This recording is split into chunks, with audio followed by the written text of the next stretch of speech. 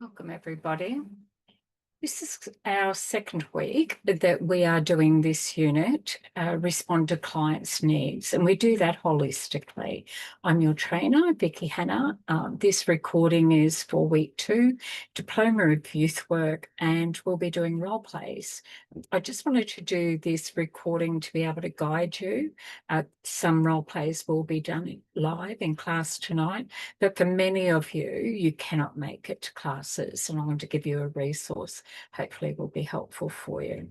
So the unit we are doing is CHCCCS016. I will do our acknowledgement to country.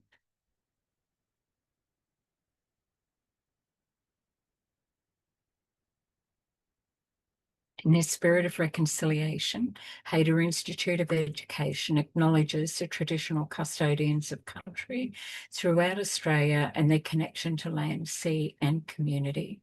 We recognise Aboriginal and Torres Strait Islander people as the first inhabitants of this nation and the traditional custodians of the land on which we work, live and study. We express our gratitude for the sharing of this land, our sorrow for the personal, spiritual and cultural costs of that sharing, and we hope that we may move forward together in harmony and in the spirit of healing. We pay our respect to all First Nation people and acknowledge elders past, present and emerging. And I'd like to extend this acknowledgement out to anyone who will be watching the recording and those who may attend our classes live each week. So just when it comes to this part of the assessments, I wanted to just unpack this for you. Week 1, we try and have task 1, which is written questions, and that'll come, the information will come from the pre-recorded session that I've done for you, and also your learner's guide. There's information and some research that you will need to do on your own. That's week 1. Week 2, if you're progressing, and of course you don't need to, you work at your own pace, but when we're in classes, we talk specifically around the unit that we're delivering. So task 2 is role plays, and there are 2 role plays, which is skills evidence, sector ready at diploma level. This one is intake and risk assessment for a client by the name of Arica. It is, the client is played by a peer. The assessor will be there in real time. So you book that if you cannot come to classes. Otherwise, week 3, we will open that up for you as well. So we have 2 weeks of classes where we're going to be role play specific. And week 2 we're in now, so it will be role plays tonight and unpacking those. And then, of course, week 3, again, will be role plays and we'll be unpacking those. So the third task you actually do when you're on placement and you're working with different clients, responding to their needs based on where you are placed in your work placement. Okay, so what I wanted to do is just be able to go over the 3 weeks. Week 2 is key learning, so intentional interviewing questions, risk assessments, low, medium, high, barriers known that we see and unknown, get to us and known to the clients as well, or unknown to clients. Their capacity to be able to speak on their own behalf. And then what are some of those presentation cues? So tonight we'll be doing our role play. Peers will assess and a peer will play the client. Perhaps in one, I will play the client and assist in that space. Just we'll pause here.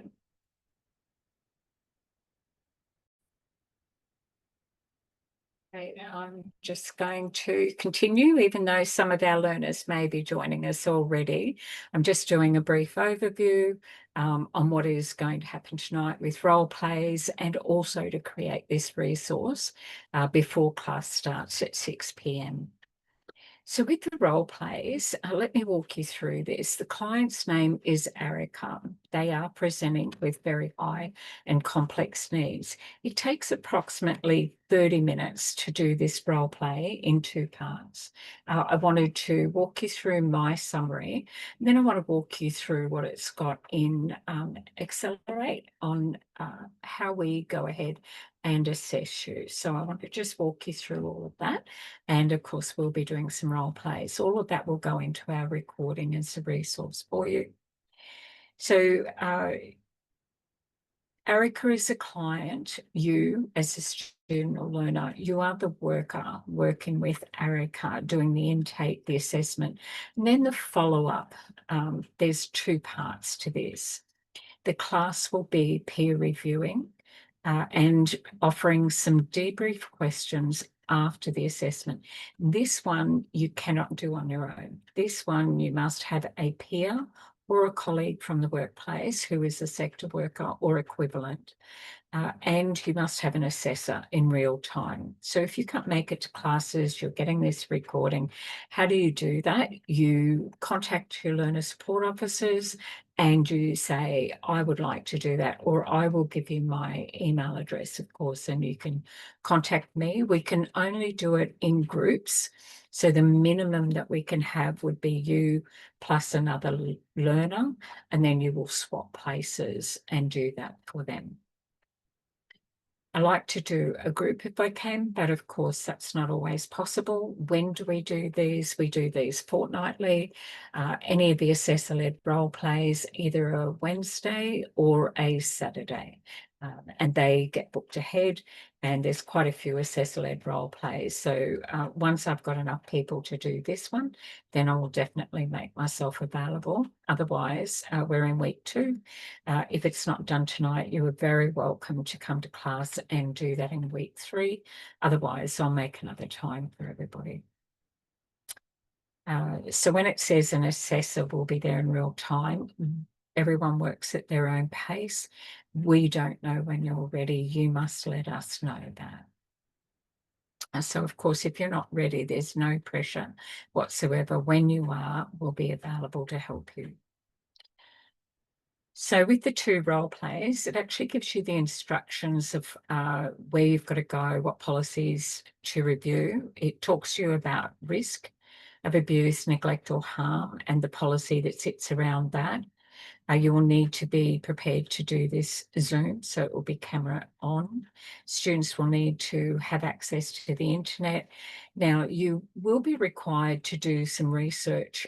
You can make this around your local services that you might refer someone to if you're doing this live in class, or you're booking that. But there's also some services that you must put into your written documentation as part of your evidence for your assessment. But if you want to talk about what's available for you locally, then I'm really happy for you to bring that into this space and apply that for Erica. We find that really valuable because that's where you're going to be working, and you need to know what service providers are out there that are going to work with you to support Erica. So you'll need to have a list of services to identify and recommend, as well as how to get in touch with them. This is their link and this is their phone number. That's what I'm looking for. When and where do you do this? You'll do the role play at a scheduled time with an assessor present, and I will book that for you. And what do you need to submit? You don't need to submit anything. We will provide you the evidence based on you performing this skills assessment. So the first part of the role play is about Erica. The assessor will be present. Peers or work colleagues will play Erica for you. Erica is the client. So take your cues for the role play from the information that's already been provided to be completed by you. And you've got forms to fill in, and you will have those ready for your role play ahead of time. And you'll have done some research about available resources. So you're to present these for the person who's playing Erica. and the assessor will want to see those. These are prepared beforehand. If you're only up to the skills side of it and we're doing this in class with you, of course you can do the skills if you feel you've got the correct information, and you can do your documentation later. That's absolutely no problem at all. So at intake and assessment, you'll need to be certain that you triage them. There is an example of a risk assessment for you in your resources. This is, you need to refer to which one. I use this one, the helpless, hopeless, alone, and I do my risk scale at low, moderate, or medium, and high. Low is 1, moderate is 2, high is 3. And what are the steps that you will put in place for your client, depending on how you assess them. The first part of the interview of your role play will be to form a relationship with Erica and obtain relevant information. That information goes into the template, which you will have gone in and had a look at the very least. And that's your prompt questions as well. After you've done the intake and the assessment and you've formed a relationship and you've gathered the relevant information between you and Erica based on that template, you'll then have a break. And in that break, you will have, just gather your own thoughts and reflect. You've got to fill in the form. You've got to get all of that happening because, like it is with the client, we don't yet know that information. The scenario gives you some of it, but the role play can go anywhere depending on how Erica raises that with you, who plays your client.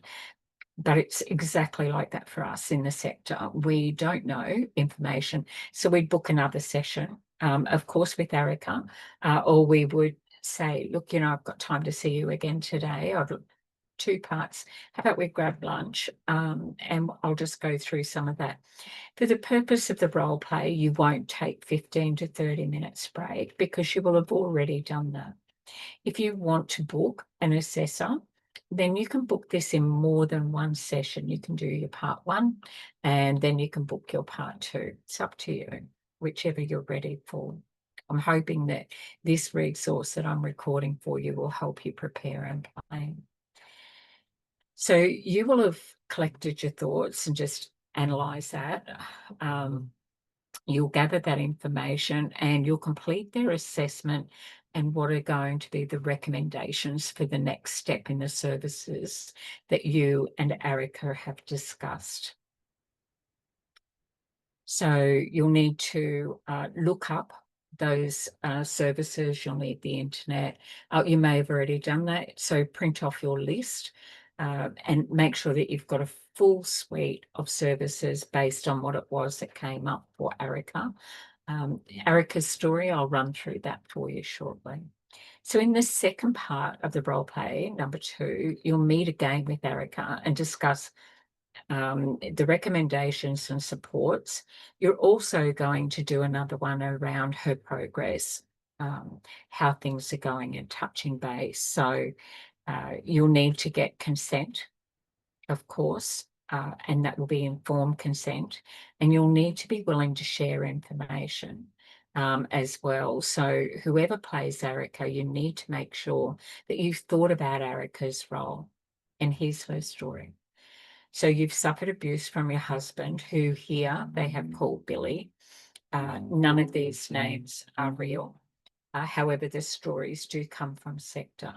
You recently moved to a fictional place, Woodsville, which is hundreds of kilometres from your family home. So you are isolated, but with the hope that maybe Billy and a new start, things could look differently for you. You previously had support, though, as Erica, of an Aboriginal community. You were expecting a change in Billy's violence to be better in an environment where he was not caught up in the alcohol culture of the community. That was one of the negatives around the Aboriginal community that they moved from. But of course, the support was a positive. So it's really difficult space for Erica and the children to be in. Things were okay for a while, but the violence started again and is escalating, and Erica has come back too. So today, Erica has left the home and has made the decision not to go back.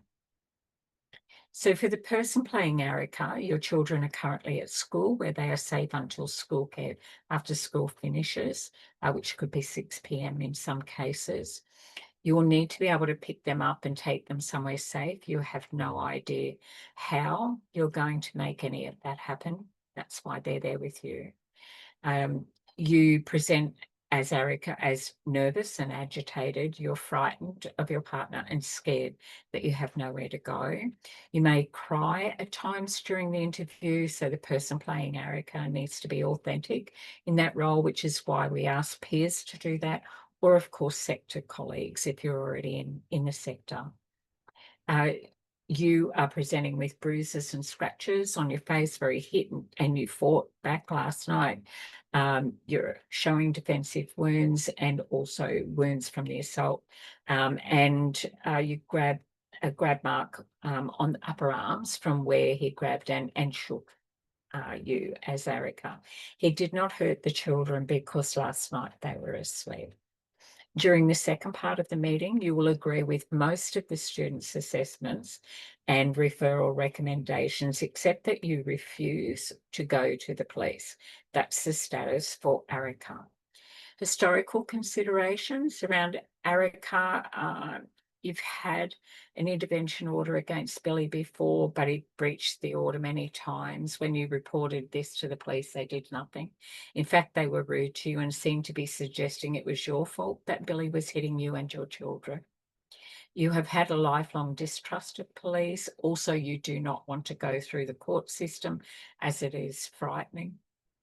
As the student, which is you, the learner, talks to Erica about this, you'll agree to think about it again next week when things have settled down and those plans have been put in place. You'll stay in that space as well. At the end of this part of the role play, the assessor will do a debrief, and this will form part of your evidence. Your peers, if it's done in class, will ask you certain questions of the person who played Erica. How did you feel about the learner's approach to addressing your concerns not want to go to the police? There's a few questions there that I'm asking the class to do if this is done live, or you will do this for each other. Okay. And then, of course, questions for the learner to be asked by the peers, as well as the peer who played Erica. A live class will want to know, what was it like sitting in the chair? How did that feel? Do you think that you've got a plan going forward?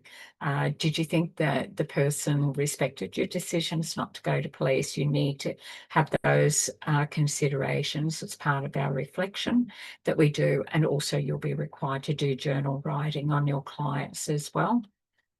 And then, of course, questions for the learner to be asked by peers as the worker. How did you prepare for the role play with Erica, considering their historical distrust of the police and previous experience? Can you reflect on any areas where you think you could improve when interacting with clients? And what did you learn from this role play about managing complex client situations involving historical trauma and distrust of authorities? These are our peer reviews that we do at the end of a live class. If I've got a group of you booking in for this role play, we will do exactly the same. Okay. Otherwise, I give you a self-reflection, and it is similar to this. So please don't be worried if it's not a group. If it's just you, one other person playing the client and an assessor, we give you the opportunity to do self-reflection. So I'm hoping that you find this part helpful, and I'm going to be jumping into, hey Owen, how are you? And I'm going to be jumping into our live class very shortly and continue to do some recording of an actual role play being done tonight. Let me pause and we'll pick up our recording later. So just a little bit of a summary as we're all coming into class, and I'll pause again. But I just wanted to say that there is some clarification around the instructions for this role play. What I'm telling you will look different to what you can see in your porthole. And the reason I'm recording a resource for you is to clarify that. And then, of course, tonight I will coach anyone doing the role play as well. Stay tuned and I'll unpack all of that for you so it makes sense. So welcome. Now we're going into a peer session where all of the class will be discussing each of the steps that we need to see in your skills evidence, which we call practitioner skills, which I know you love them, and we call them role plays. So let me just jump out of this space and I'll hand it over to Zoe, who's going to take on the team lead role and unpack how she went with this role play. Over to you, okay. Zoe. Thanks. So Zoe Gonzalez, we're doing task 2 of CHCCCS016 role play 1, which is an intake assessment and risk assessment for a client who's come to me, a community service worker, and I'm working at McCracken Valley Women's Care, and my client is Erica. So is someone playing Erica for me, or are we just discussing what I've gone through? Just discussing. We'll decide after the discussion if someone's comfortable to be Erica based on how you present her. Sure. So I would invite Erica in to my space where she's referred herself to our services. So I'd welcome her in, ask her to take a seat where she felt comfortable, see if she wanted anything to drink or anything she needed to feel secure and safe in the space. I'd let her know that we are private. I'd shut the door, tell her that I was going to sit opposite her so that we could sit down and have a talk about what's brought her in today.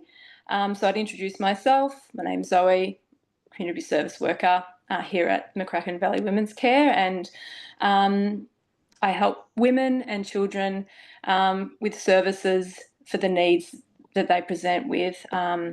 And then I'd say, thank you for coming in today. You know, it's great that you've come and found our services.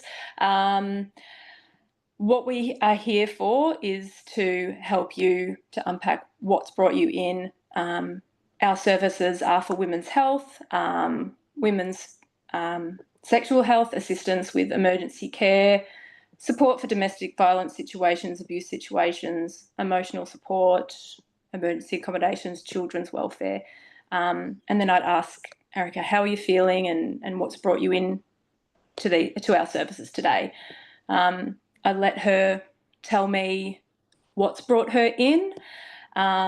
If she wasn't overly forthcoming with any information, I'd ask some open-ended questions. How are you feeling today? How's your home life? Are there any issues that are bothering you that you might want to tell me about? I would visually look over her to see how she presents. So if, like her state, if she was open and communicative, if she had any physical signs of abuse or neglect, such as being withdrawn, bruising, sort of sheltering in on herself. And then if she disclosed what was going on with her, so why she came in today, what her needs were, I would say, are there any immediate needs for you today? As in, do you need to be removed from a home situation for your safety or your children's safety? Do you need to see or seek medical assistance for any injuries or psychological injuries that are present? And if those answers were yes, I'd discuss that more with her if she was willing to disclose. I'd then chat to her and make her feel comfortable that everything we were talking about today was private and confidential, that the information I collect is for the use of our services and with her consent. I would then use that to refer out if services were required beyond what we could provide. I'd go through that if there were any concerns of harm or injury to herself or children. If she was to go back to a situation, there may be the need for me to report that either to a manager or a supervisor, and see if any other services would need to become involved for child protection or safety, or even for her own protection as well. I let her know that everything that we do today is at her discretion, that she does not have to provide any information. She does not have to consent to anything, any services. She has part in the decision making, whether she wants them, needs them, or wants her information sent to them. I would tell her that all her information is private and confidential, that we store it securely, that no one's allowed to gain access to it, whether they call to request for it, whether they demand for it, and only authorised people within our services would gain access for the purpose of the service. I just let her know that she has rights. So if she's being abused, that's not her fault. It's abuse. It's not okay. And that we can involve police or domestic abuse, violence professionals into the situation to help her through it, whether that be to remove her from the house or get her things from the house, or look into further charging her partner with abuse. I'd let her know that she has her rights to privacy and confidentiality, and that she has the right to be treated with respect. And if she's not happy with anything that we're doing and wants to complain or feels that she's being pressured or anything like that, she can, and how that would happen, and that all of that is taken seriously and investigated. I just let her know that she is the participant in this, and that her input is really important, making her feel comfortable with what she wants to do, what level of services or interventions she wants. It's all about her, and just let her know that when she is interested in participating in services, that her responsibilities are to be respectful and provide us with accurate information so we can meet her needs. And then I think I'd go on and talk to her about what she's come and presented with, and tell her that I was planning on doing a risk assessment. So she's come in and told me she's been abused, it's on and off, the kids are scared, she wants to keep them safe. I'd then go on and ask a few more questions like, okay, so who are you currently living with? Are the children around the home most of the time? Do they go to school? What sort of activities are you involved in on a daily basis? Working, or are you involved in alcohol or drugs, or is anyone in the family or support network involved in that? I'd ask her if she did have a support network here as she'd moved. I could imagine she'd not built up much of a support network, but I'd ask, is there anyone around that can help you in this situation if you needed to call someone in an emergency? I would also talk to her about emotionally how she's feeling, how's her mood, any sort of changes in her mood, changes in her behaviour, changes in the way she's with her children, and how the children are feeling about this, if she knows. See how they're going at school, see how they're presenting as well, if she's noticed any changes in the children. I would then go on to talk about what she's come in with, that she has the bruising and the restraint marks, and she's told me that her partner does abuse her, and that she doesn't want to go back home. So then we talk about what would happen if she did go back home, and if she didn't go home, and what that would look like both ways. And she's going to tell me that she's not going home. So then that is a high priority need for her. I'd also discuss emergency safety options. So does she have anything packed today if she's leaving here and now? If not, that's okay. We can provide some temporary things for her, such as emergency shelter, accommodation, some essentials. I think from there, after the sort of the risk assessment, so knowing that her safety and her children's safety is a high risk, going back would probably lead to perhaps more abuse and the possibility of not being able to get away again.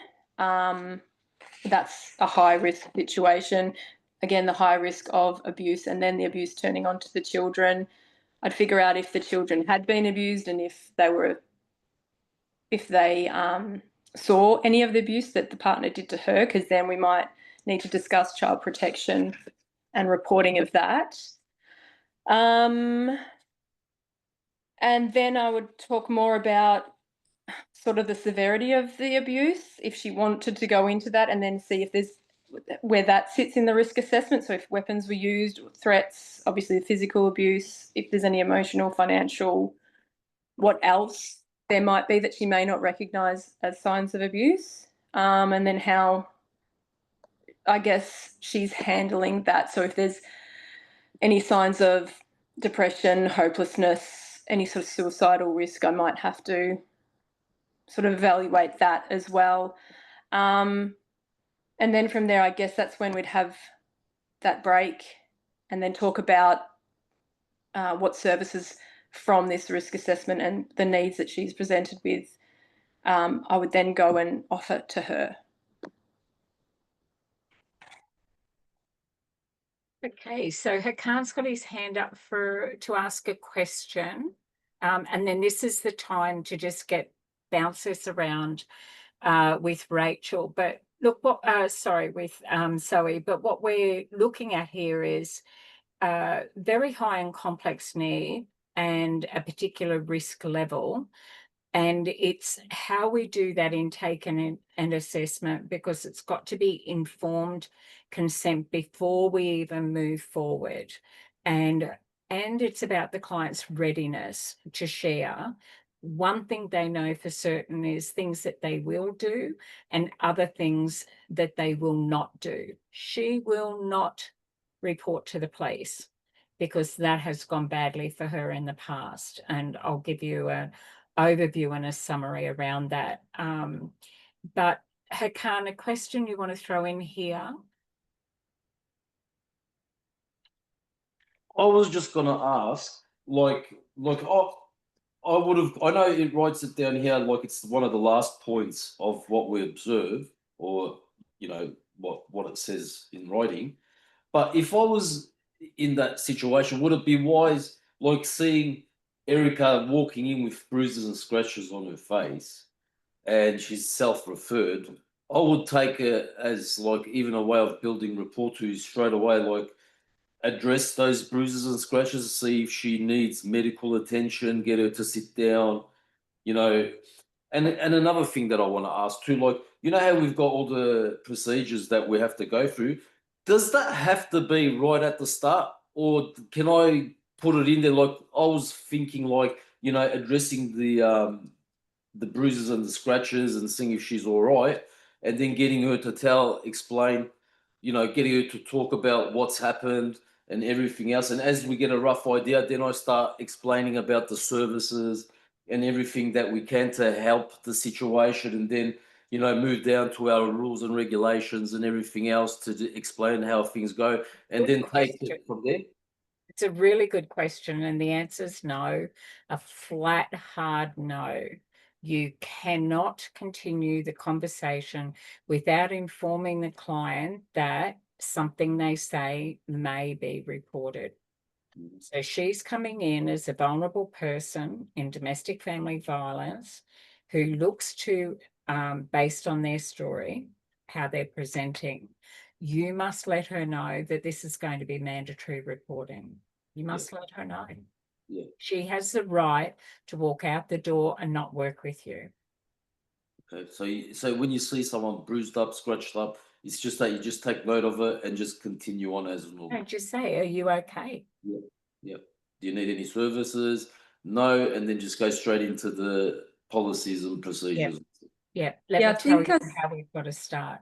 Yeah. Sorry. I Zoe. think I said at the start I would ask her, are there any immediate needs? Yeah. Which could be, I need to see a doctor straight away. Like, And in Yeah, role well, play yeah, land, that's it. you've got a magic wand. Oh, well, look, we've got an in-house doctor right here. Let me just get into coming, or an in-house nurse on site. And then if there's other things that they want, you need to get in and see the GP. We'll make sure that we get that happening. But right here, right now, just where you were, what brings you in today, Zoe? Where if you don't address her priority of need, she'll walk out the door. Why am I here? You just want to talk about something that I've had for years and no one's ever been interested in the past. Leah, something to add?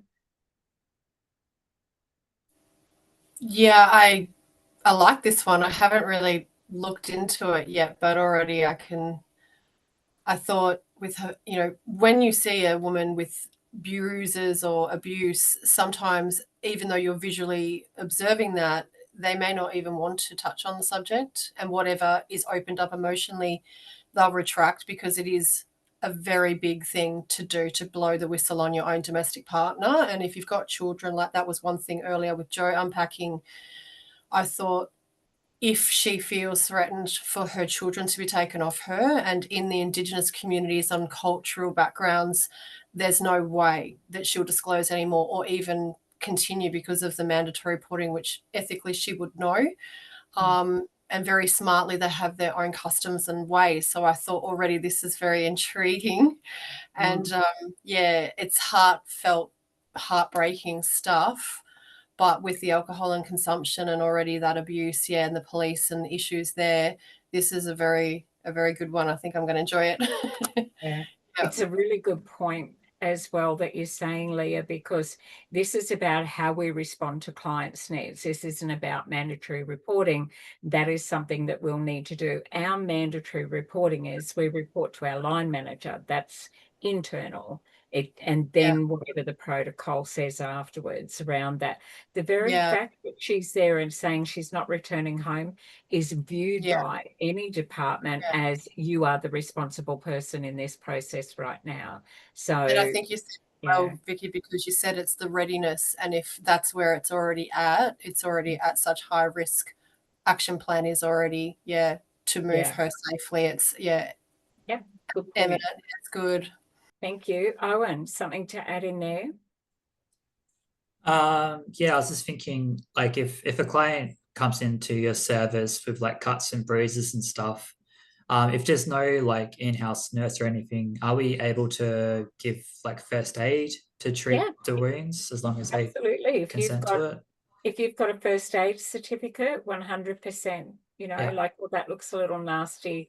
But you can put it in front of her and say, here, take this, like a little mini first aid kit. You can just say, here's a couple of things when you're ready. While you're sitting waiting, I can make a couple of phone calls. I'll make them while you're here.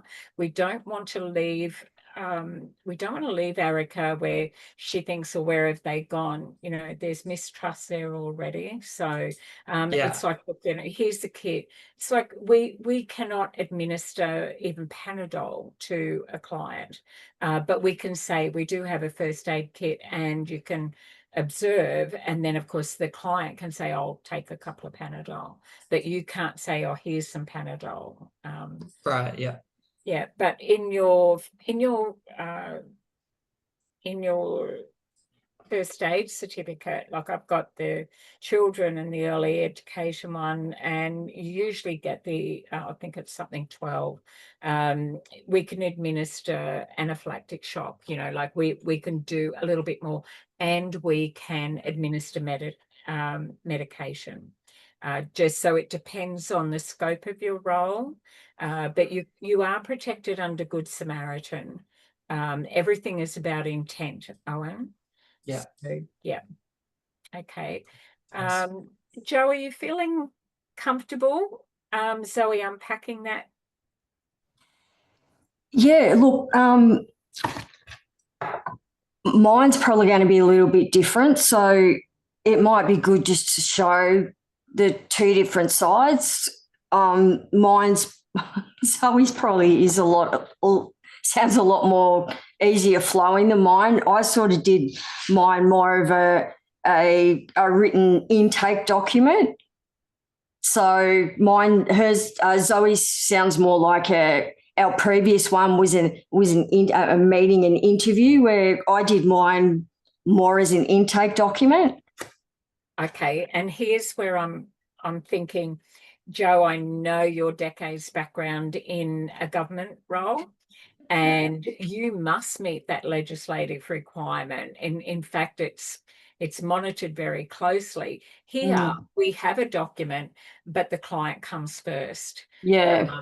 And so we use the document, but that's our stepping off point. And Zoe's covered everything that's going to go in the document, but the document doesn't become important, the client becomes important. And there's a real shift in that thinking, isn't there? Like when I was working in government contracts, everything is dot the I's and cross the T's. Used to annoy me, and I'd be apologizing to the client, look, I've just got to get this down, I've just got to get this down. Whereas in non-government roles, NGO roles, it is you're here with that client and you know your document inside and out. You've got it sitting there on a clipboard and you're saying, look, can I circle back to this? I just want to add that in as well.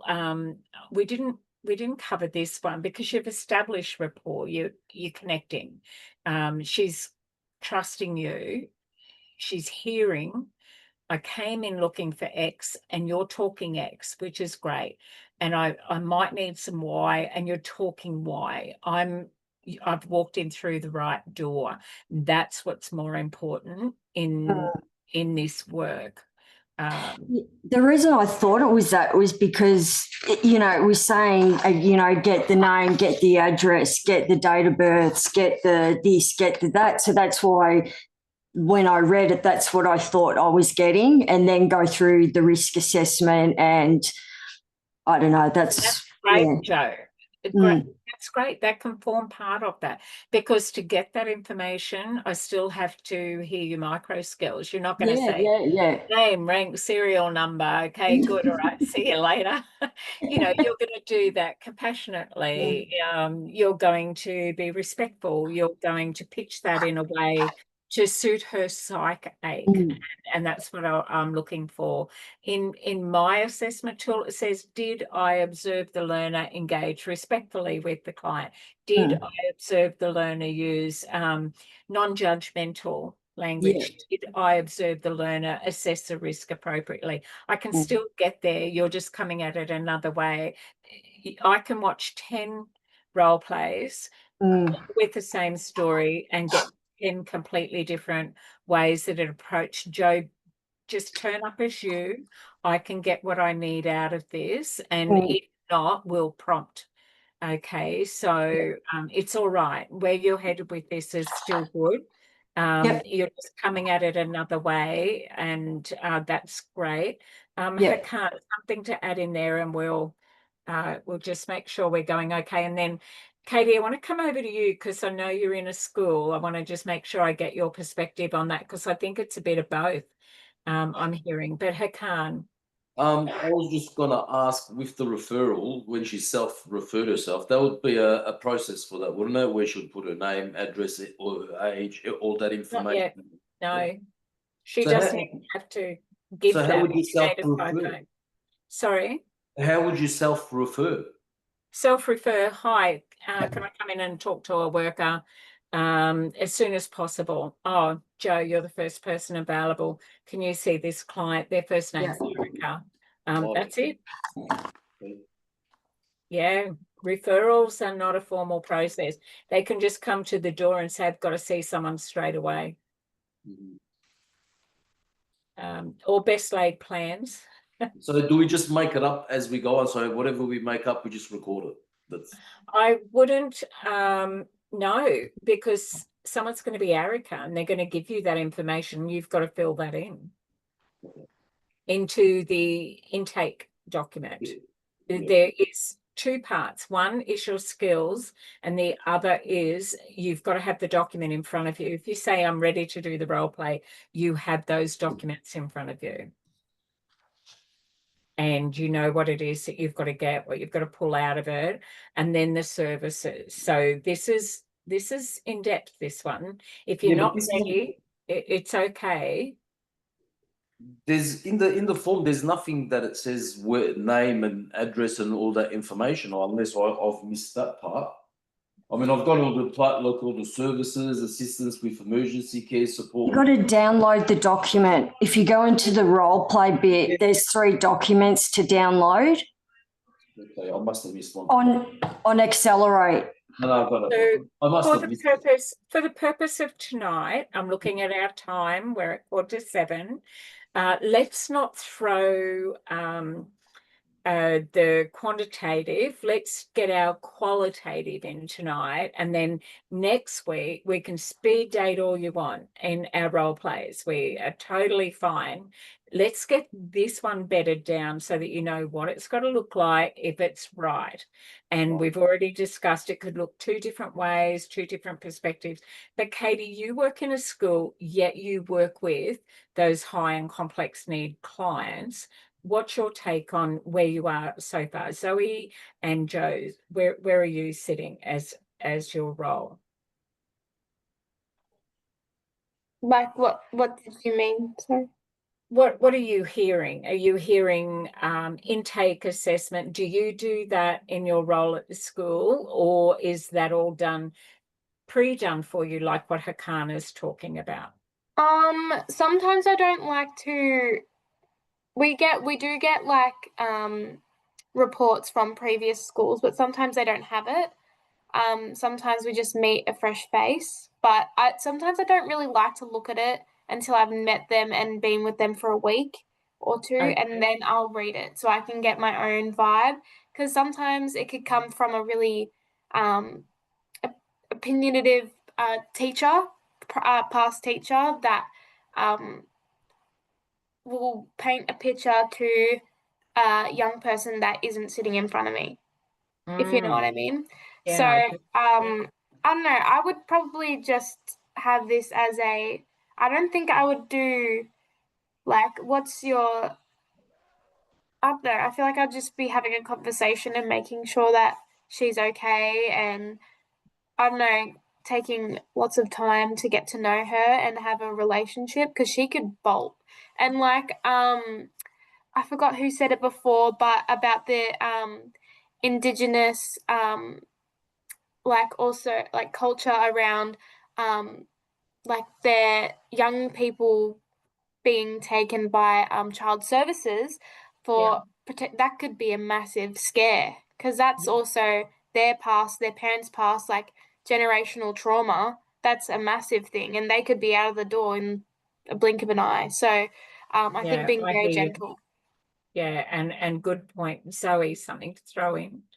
I was just going to say, if you're getting bogged down in getting all their personal information, like their name, their number, where they live, I'd just work it into the conversation, like, oh, who are you living with at the moment?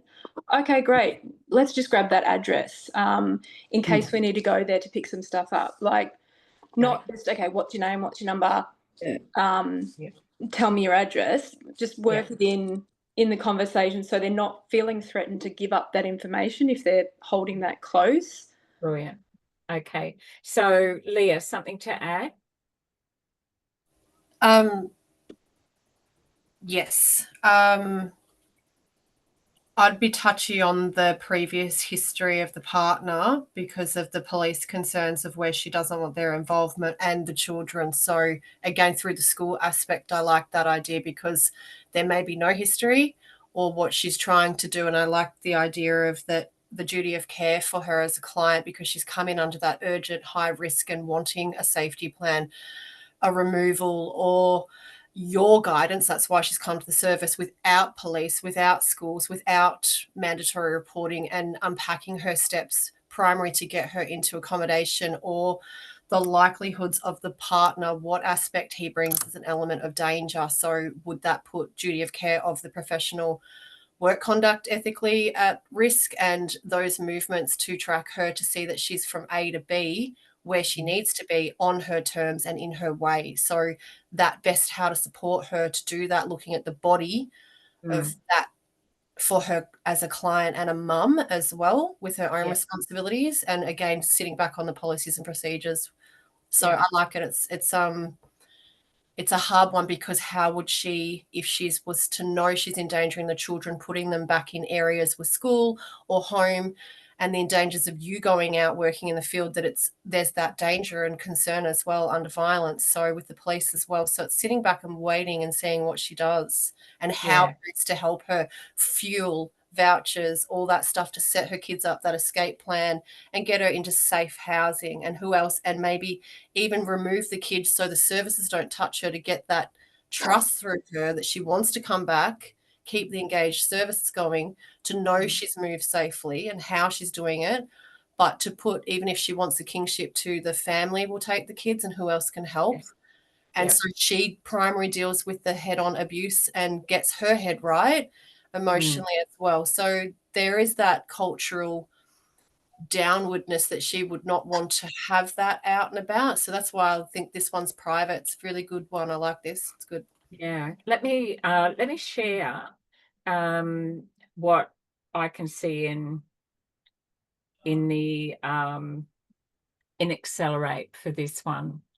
I've actually just copied and pasted in a document, and of course I will share this in the joined me before class, and I was recording this. So I just want to show this for you. This comes straight out of Accelerate from what I can see. So it's Arica. You've got 30 minutes to do the full role play for this. All of the elements that Zoe said, there's more than one in here. So Eric is the client, the student is the worker, and the assessor is observing and offers debrief questions as well, and peer review, which is what I love. So there's 2 role plays. Responding to the client's needs. Here are the links that you have in your instructions to be able to go in and have a look. You will have needed to have read the Universal Declaration of Human Rights. That's what Leah's talking about. Transitioning or exiting a client from the service and the policy and first access.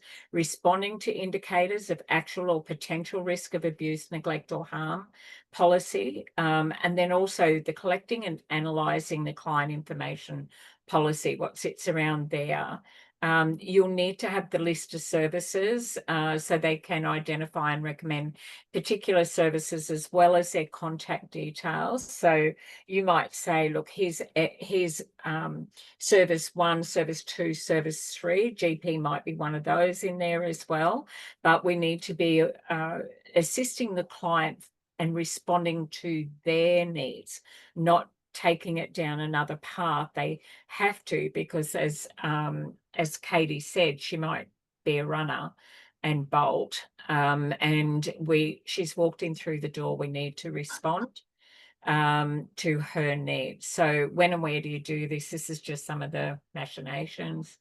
So the first part of the role play is the assessor will present peers or work colleagues who may play Erica if needed, done in a live class as an example. Otherwise, peers will play the role of Erica. You'll take your cues for the role play from the information provided in the templates that you've got to fill in to be completed by you as the learner, and you present these. If we're doing it live in class, I do not need to see them. But if you're booking a scheduled role play at a certain time, you need to send these to the person playing Erica and to the person who's going to be your assessor before you start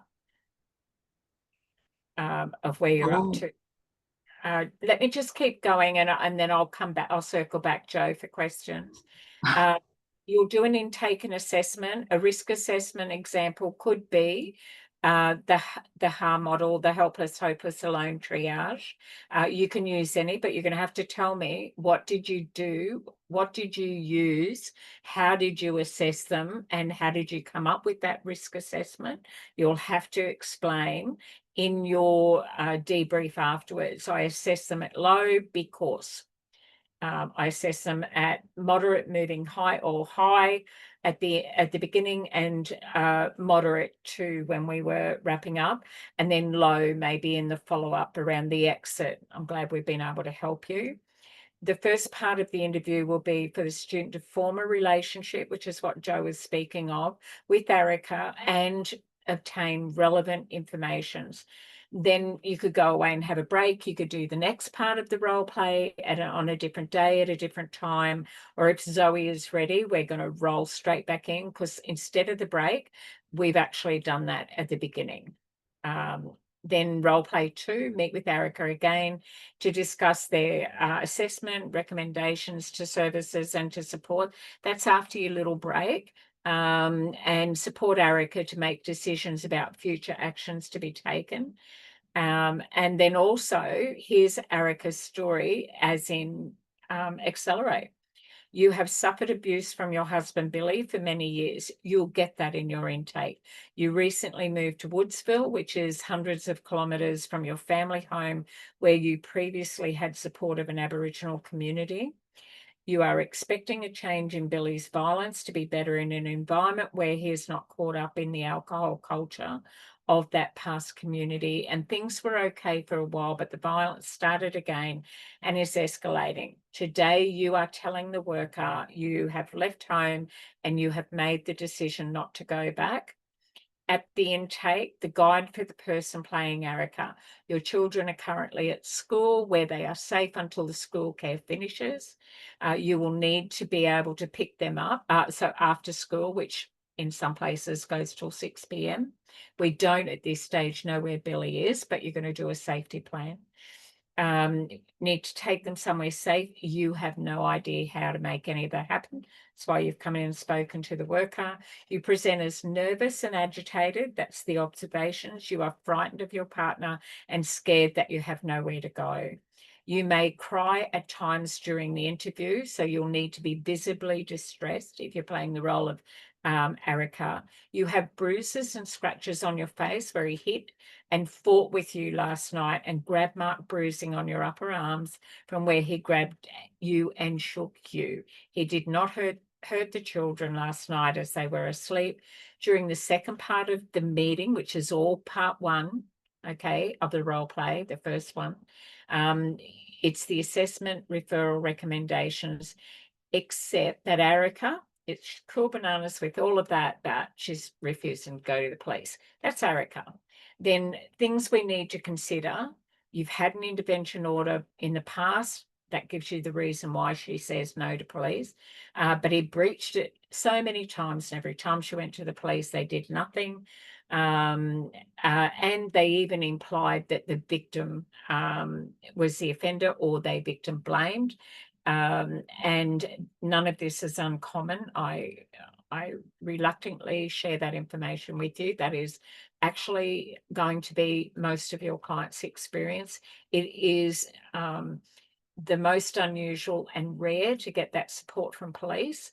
So expect that what she is saying, acknowledge that and believe that. You've had lifelong distrust of the police, Erica. Also, you do not want to go through the court system, as it is frightening. It's very triggering, and it re-injures, re-traumatizes someone like Erica, who's been in a long-term relationship with the same partner, and it's been a violent, unsafe one. As you know, Zoe's going to talk to the person playing Erica. Do you agree to think about it? And again, next week, when you have settled down, that's only that part of it, whether you'll go to the police. But Zoe's still going to help Erica with her needs. She's going to respond to those needs in the part 1 and part 2. And then, of course, the exit one is the second part. So there's 2 parts to part 1. Sorry, I should say A and B. And then there's the second role play, which is the follow-up and how are things going. So I'll stop sharing. So questions, Leah. Oh, all good. Any other questions before we jump in? Look, I'm mindful of the time. It's 7 p.m. Zoe, how ready are you to smash out this role play? And which parts do you want to do? Do you want to do both parts to it and even do the exit? I'm happy to do that. All of that stuff you read about, Erica, we don't have access to, I believe. No one else has No. that. So I've just No. noted it all down. Yeah, you do have it now. I just gave it to you. So don't go looking for it. Yeah, don't go looking for it. Yeah. Just wrote it all down so that it makes more sense now on more specifically how to respond to Erica, because we had nothing of that. I'm happy to do it all if people someone wants to be Erica, or if no one's ready, I can do it next week. I'm happy to be Erica and I'm ready.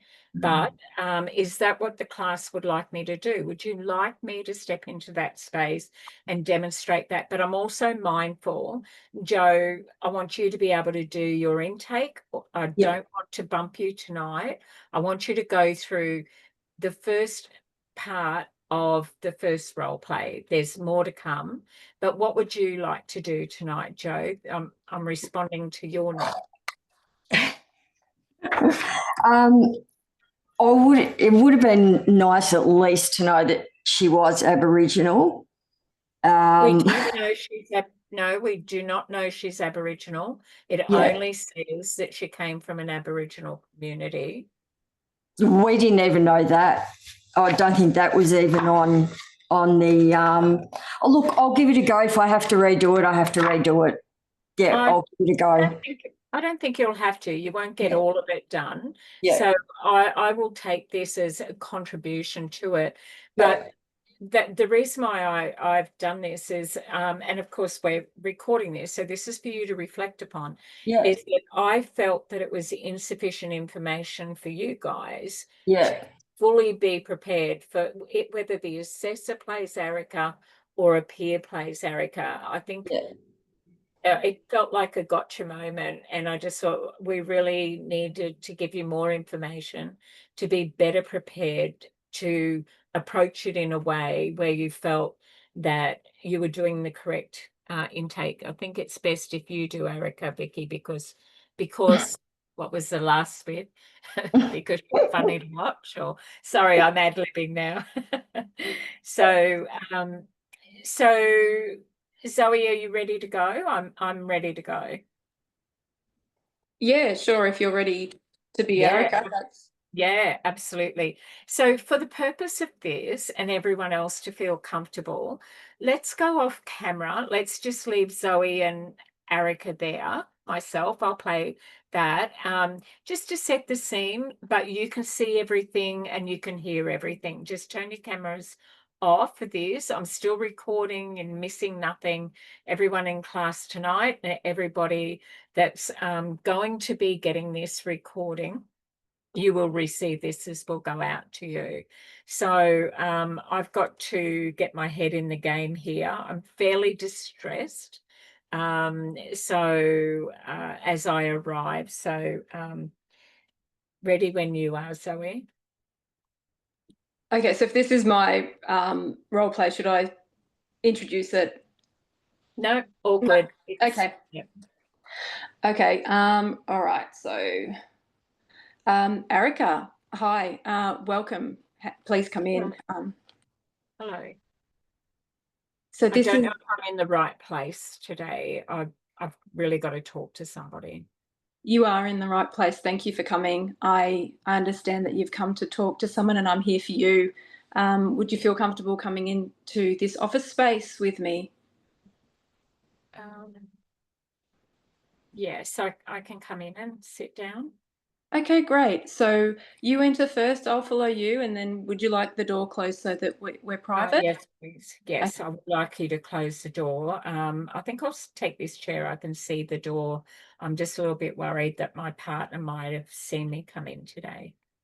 Okay, that's not a problem. I can see that could be quite distressing if he was to follow you. So I'll close the door. Our security don't let anybody in that's not got an appointment, so we can make sure that you're safe in this room. So take the seat where you feel comfortable. I'll shut this door, and perhaps a glass of water or a tea. Yeah, a water would be good. Thank you. Great. So what was your name again? My name's Zoe. Okay. I'm Erica. Erica, it's really great to meet you. I'm a community service worker here at the McCracken Valley Women's Care.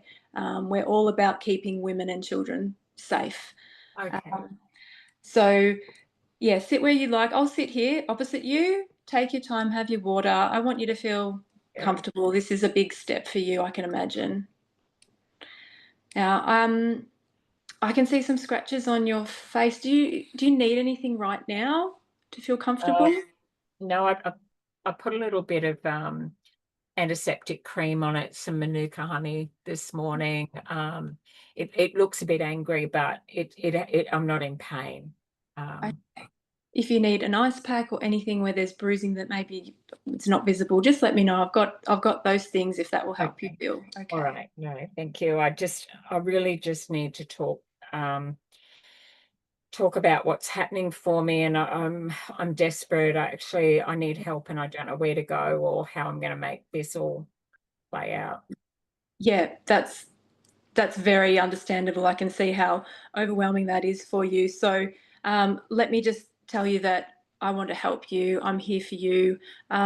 You can tell me the things that you want to.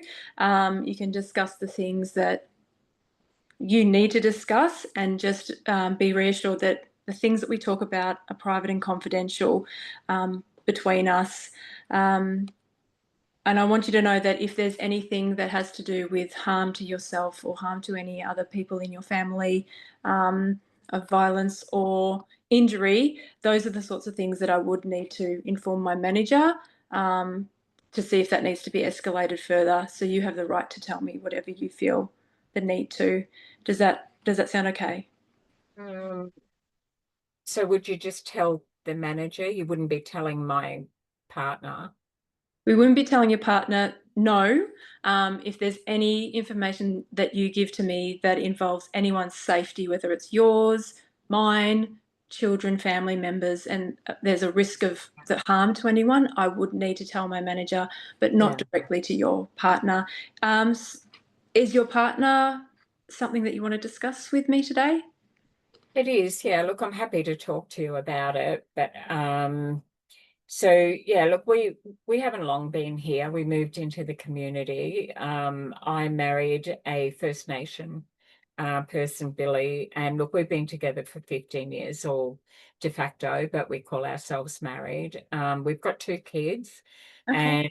And look, it's always been really aggressive. And I moved into Billy's community, which was a mission in Queensland, and we moved here because I thought, maybe if we could just get away from the influences. And Billy agreed, he wanted that too, but it hasn't taken long. And he's just found people, and he's back drinking. And when he drinks, he becomes very violent. He's got a lot of stuff that's happened to him in his past childhood, and the demons all come out, but we are more at risk, and I'm not going back home. I've had it. I can't.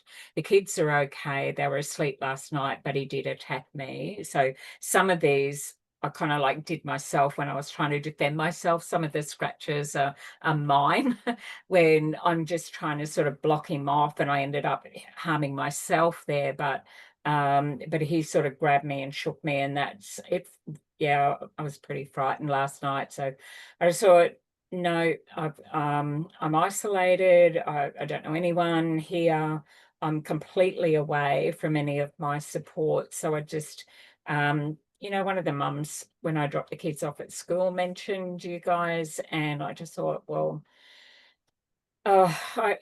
she was really lovely, but I was embarrassed because I started to cry, and she just said that you guys are really nice and that I should come in and talk to you. Okay.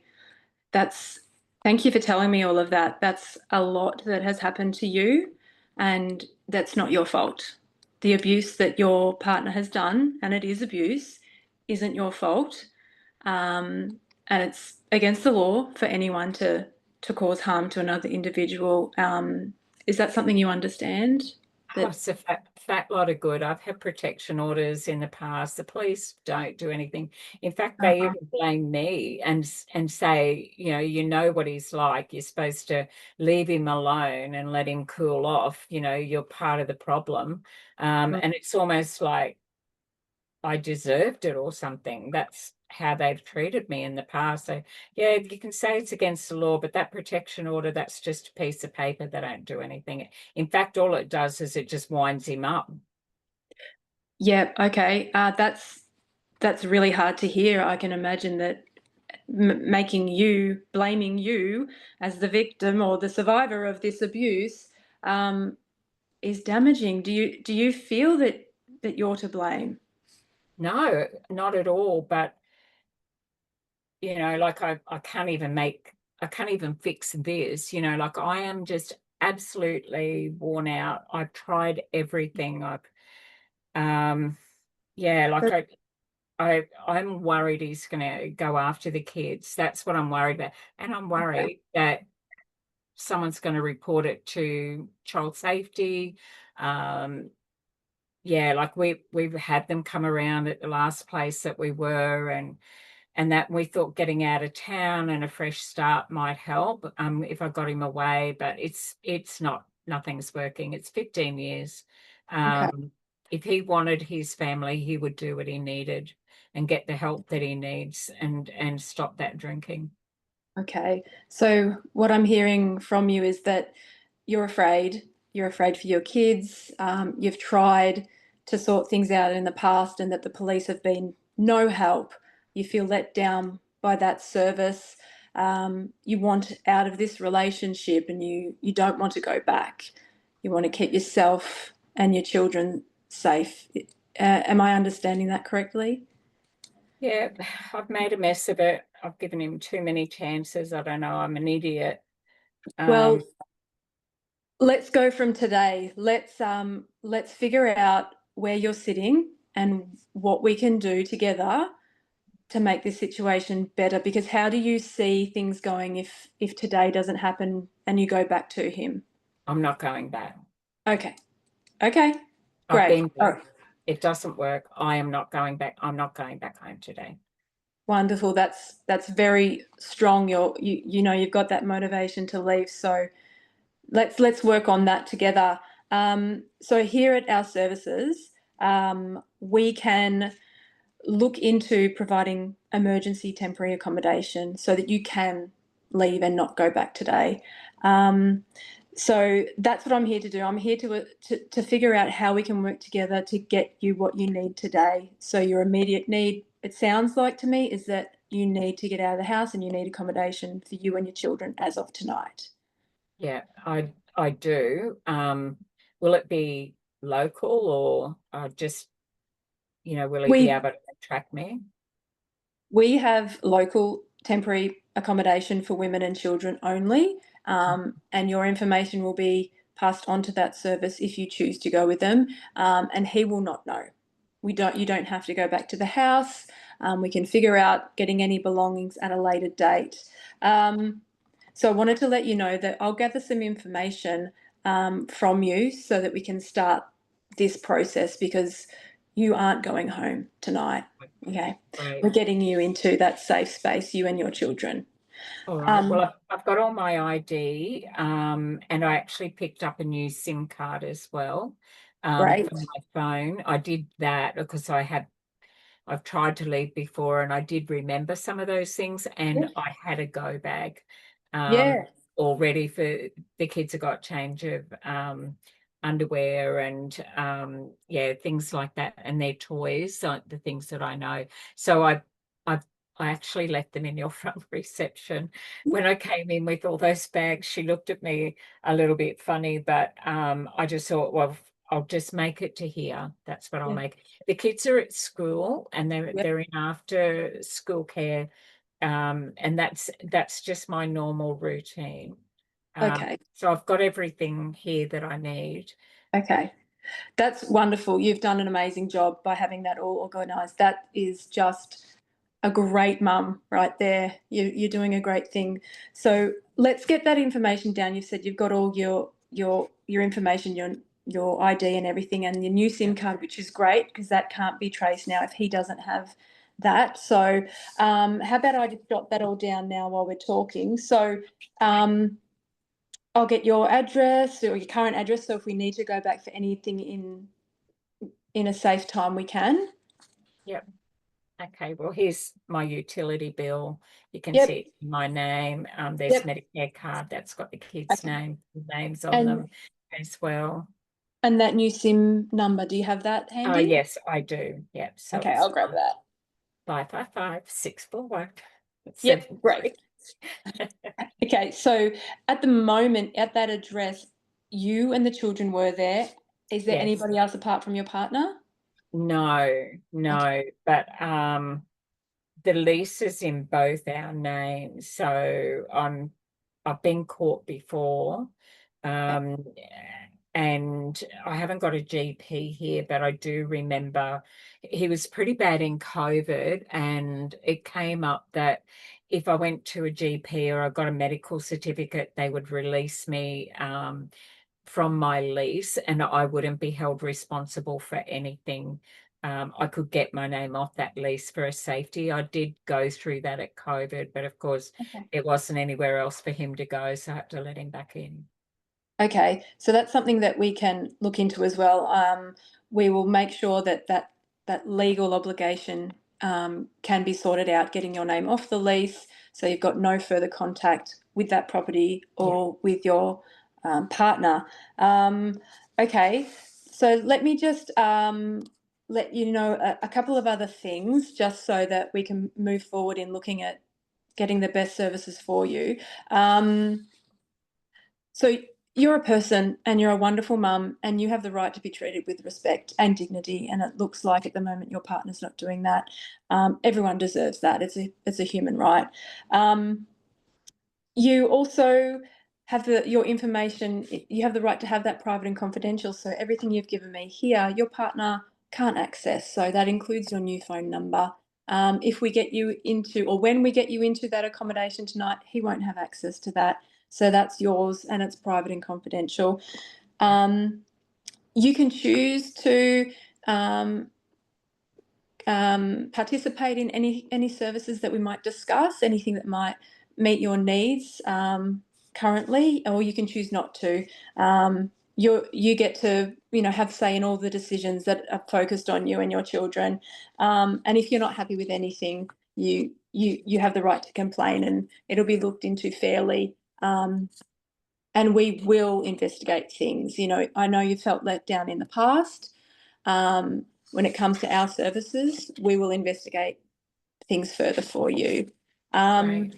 So like I said previously before, if any disclosure of harm to children or if they've been subjected to any sort of abuse, that's something I would report to my manager, and that would be escalated from there. And from here, you've given me some great information already so that I can sort of see where we're sitting, or where we're sitting in any sort of risk. So you've told me that you're not going home. Do you believe that your partner would be more violent and then just wouldn't let you leave? Is that where you're sitting? He's it depends if he's been drinking. Yeah. If I stay out of his way, he kind of goes after me.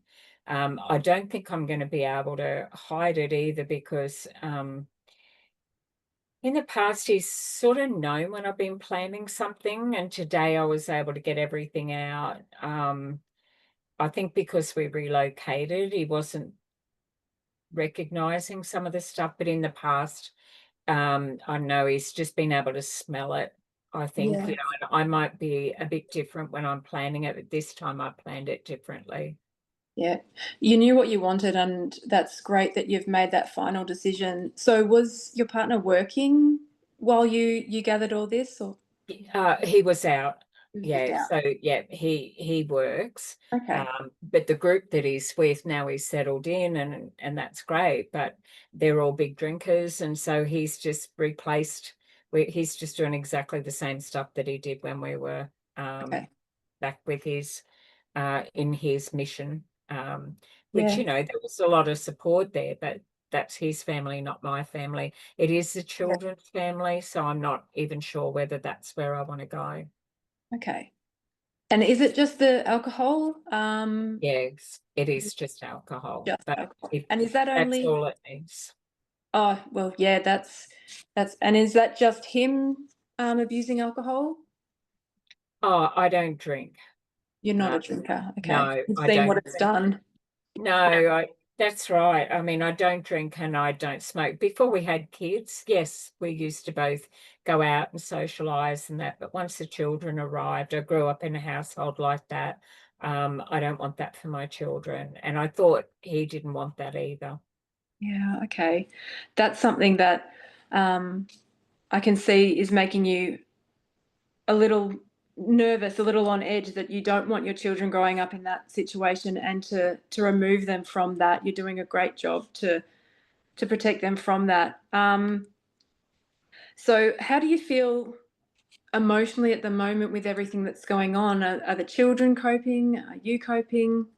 Well, it's good for them to go to school. I think routine is pretty important.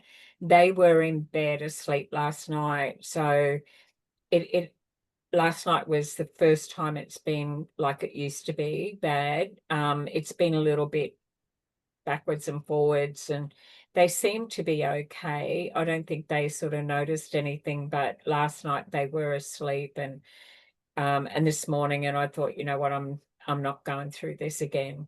Yeah. Do they see the signs on you? Do they see the bruises and the scratches? Do they ask? Yeah, they did. I just told them because they're only little. I just Okay. said Mummy was silly last night, and she walked into a branch outside. Oh. How old are they? And do you? Yeah, they're 5 and 7. Okay. So they're only little ones at school. Yeah, prep and just gone into grade 2. Right. They enjoying it? Yeah, they seem to, you know, like they've got each other. They tell me that they have lunch together. That's they're each other's friends. But they're very good at sport, and they're clever. You know, they're very good with their studies. But yeah, like since we moved here, I noticed that my 5-year-old has started, they were toilet trained when they went to prep, but they've started to wet their pants, and they've done that in front of their classmates on 4 occasions. So Okay. I can tell that, yeah, whatever's happening at home, they've done it a couple of times at home. So I've got a feeling that even though they were asleep last night, I think they might sense something. I might be reading more into it, but it has had me worried. That is something that has just started. Okay. So as much as you know that the children don't witness what your partner's doing to you, they may hear things, and there's these little signs that perhaps it is impacting them emotionally, such as, you know, having the occasional accident at school, which I don't, no 5-year-old wants that to happen, but sometimes it's out of their control, and it can be distressing both for them and for you. So perhaps you're right. Perhaps that's a sign that they know that things aren't quite right. Yeah, in the past, because I always had family, and we had kin around, Billy's family, who are, you know, they love the kids, and the kids are very, you know, they run wild, and you know, they love it. They climb trees and they play with sticks, and you know, not much. They don't need much, but they've got a lot of cousins. Yeah.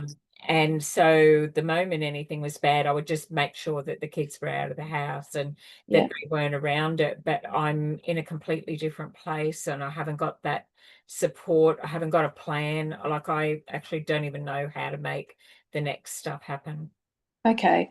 So I'm hearing that you're feeling quite alone. You're feeling isolated without those people that you used to have on call Yeah. to watch the kids or chat about what's going on or to even visit. So who do you have at the moment here in this town? Anybody? Any old neighbours or No, friends? you. Just yeah. Well, that's one, and that's a good Yep. start. You're my person. I mean, Okay. yes, the mums are lovely at the school, and the one that spoke to me, she sort of had a bit of a chat. I don't know, I was pretty upset one day, and so she just sort of, we spoke at the, outside, and she told me about here, but you know what, I'm not going to stay in town, and I don't want to tell people my business. It's not gone well for me in the past. I think I need to go somewhere where nobody knows this. Okay. So I'm getting that you want to be away from this town and you want to start afresh, Yeah. which is something we can look into by finding that emergency accommodation away from where we are. Are we talking 50 Ks, 100 Ks, relocating state? I'm not sure. Oh no, I'm happy to stay in Queensland. But I do have my own family who, yeah, I'd like to get back in touch with. I don't want to go to them, but I'd like to be closer to them and see.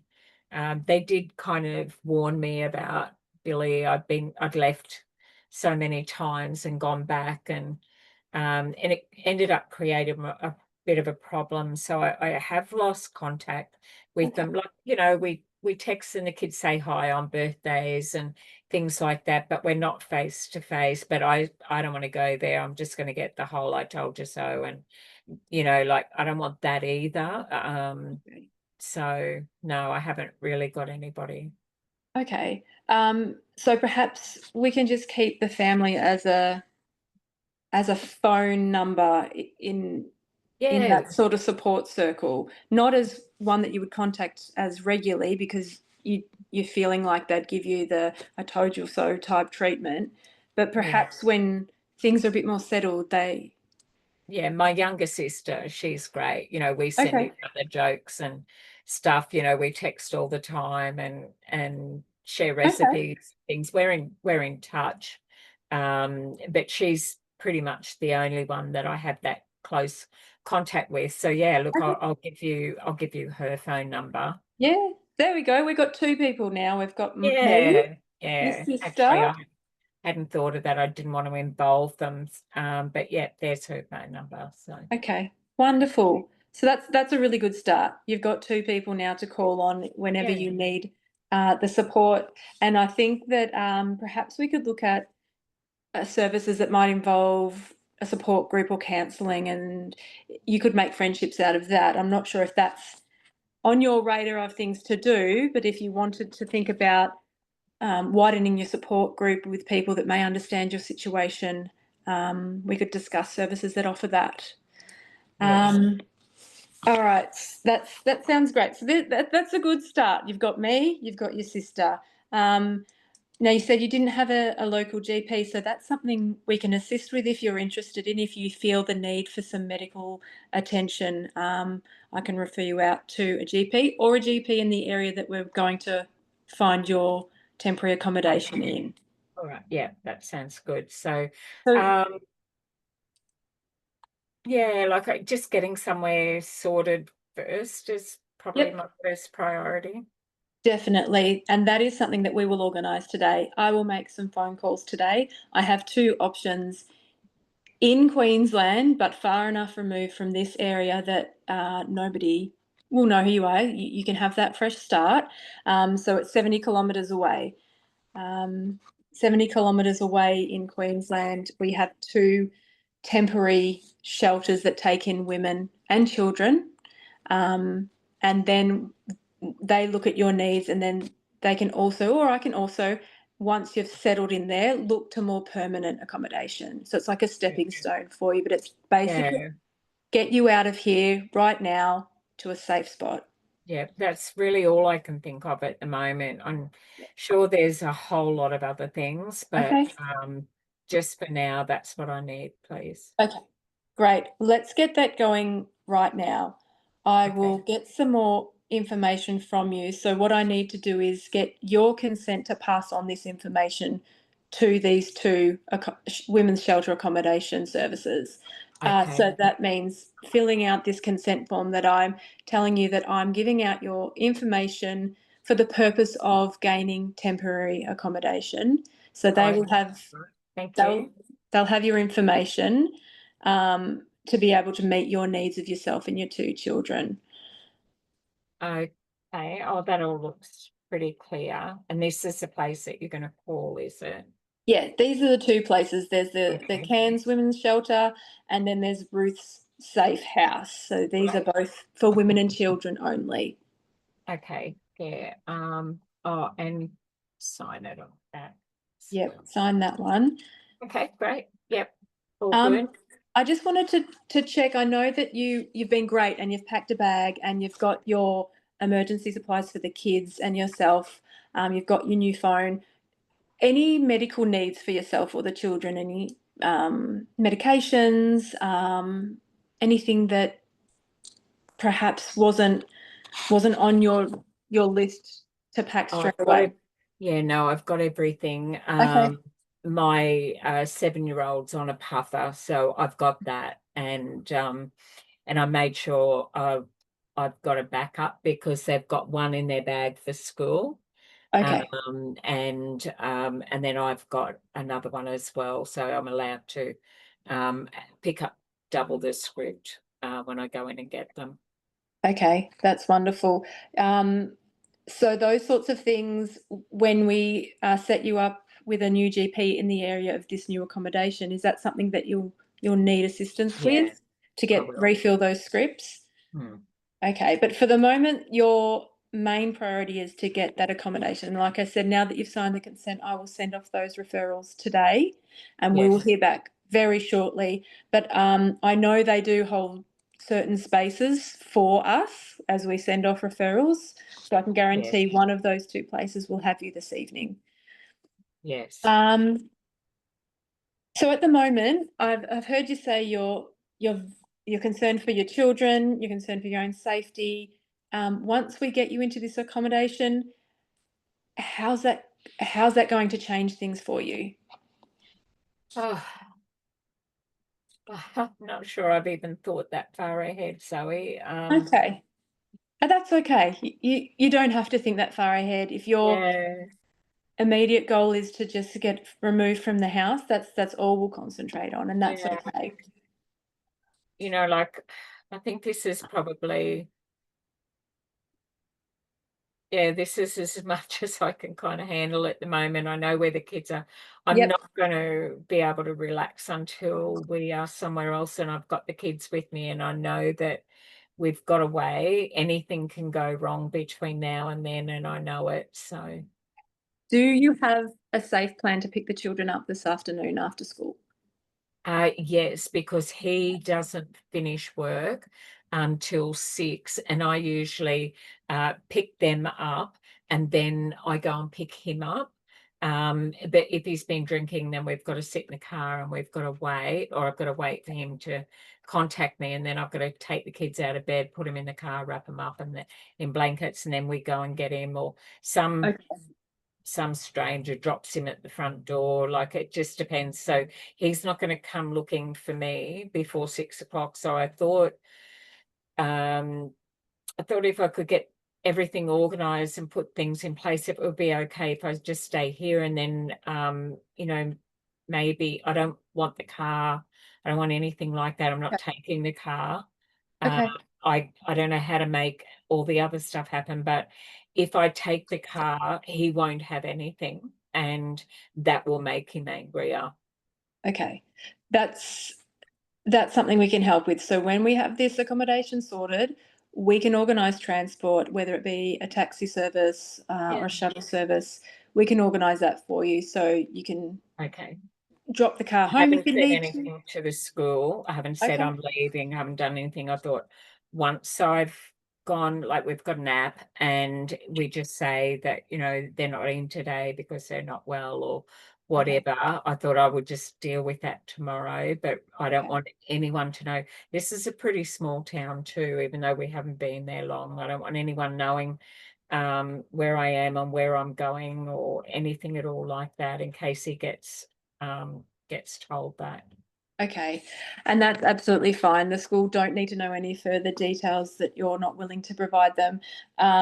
Your safety is our number one priority, and the risks of you going back home or divulging any of this information, it's too high. We just need to get you to a safe space. So that's what we're going to concentrate on right now. And anything else that comes along with this when you're feeling ready, or if you ever want to discuss any other services for yourself, for your children, then we will have another meeting and we will work through those things and prioritize your next need or your next goal. But for the minute, we're going to get you that transport. You're going to get your kids, and we're going to get you to that safe accommodation just to start over. How are you feeling about moving forward with that plan?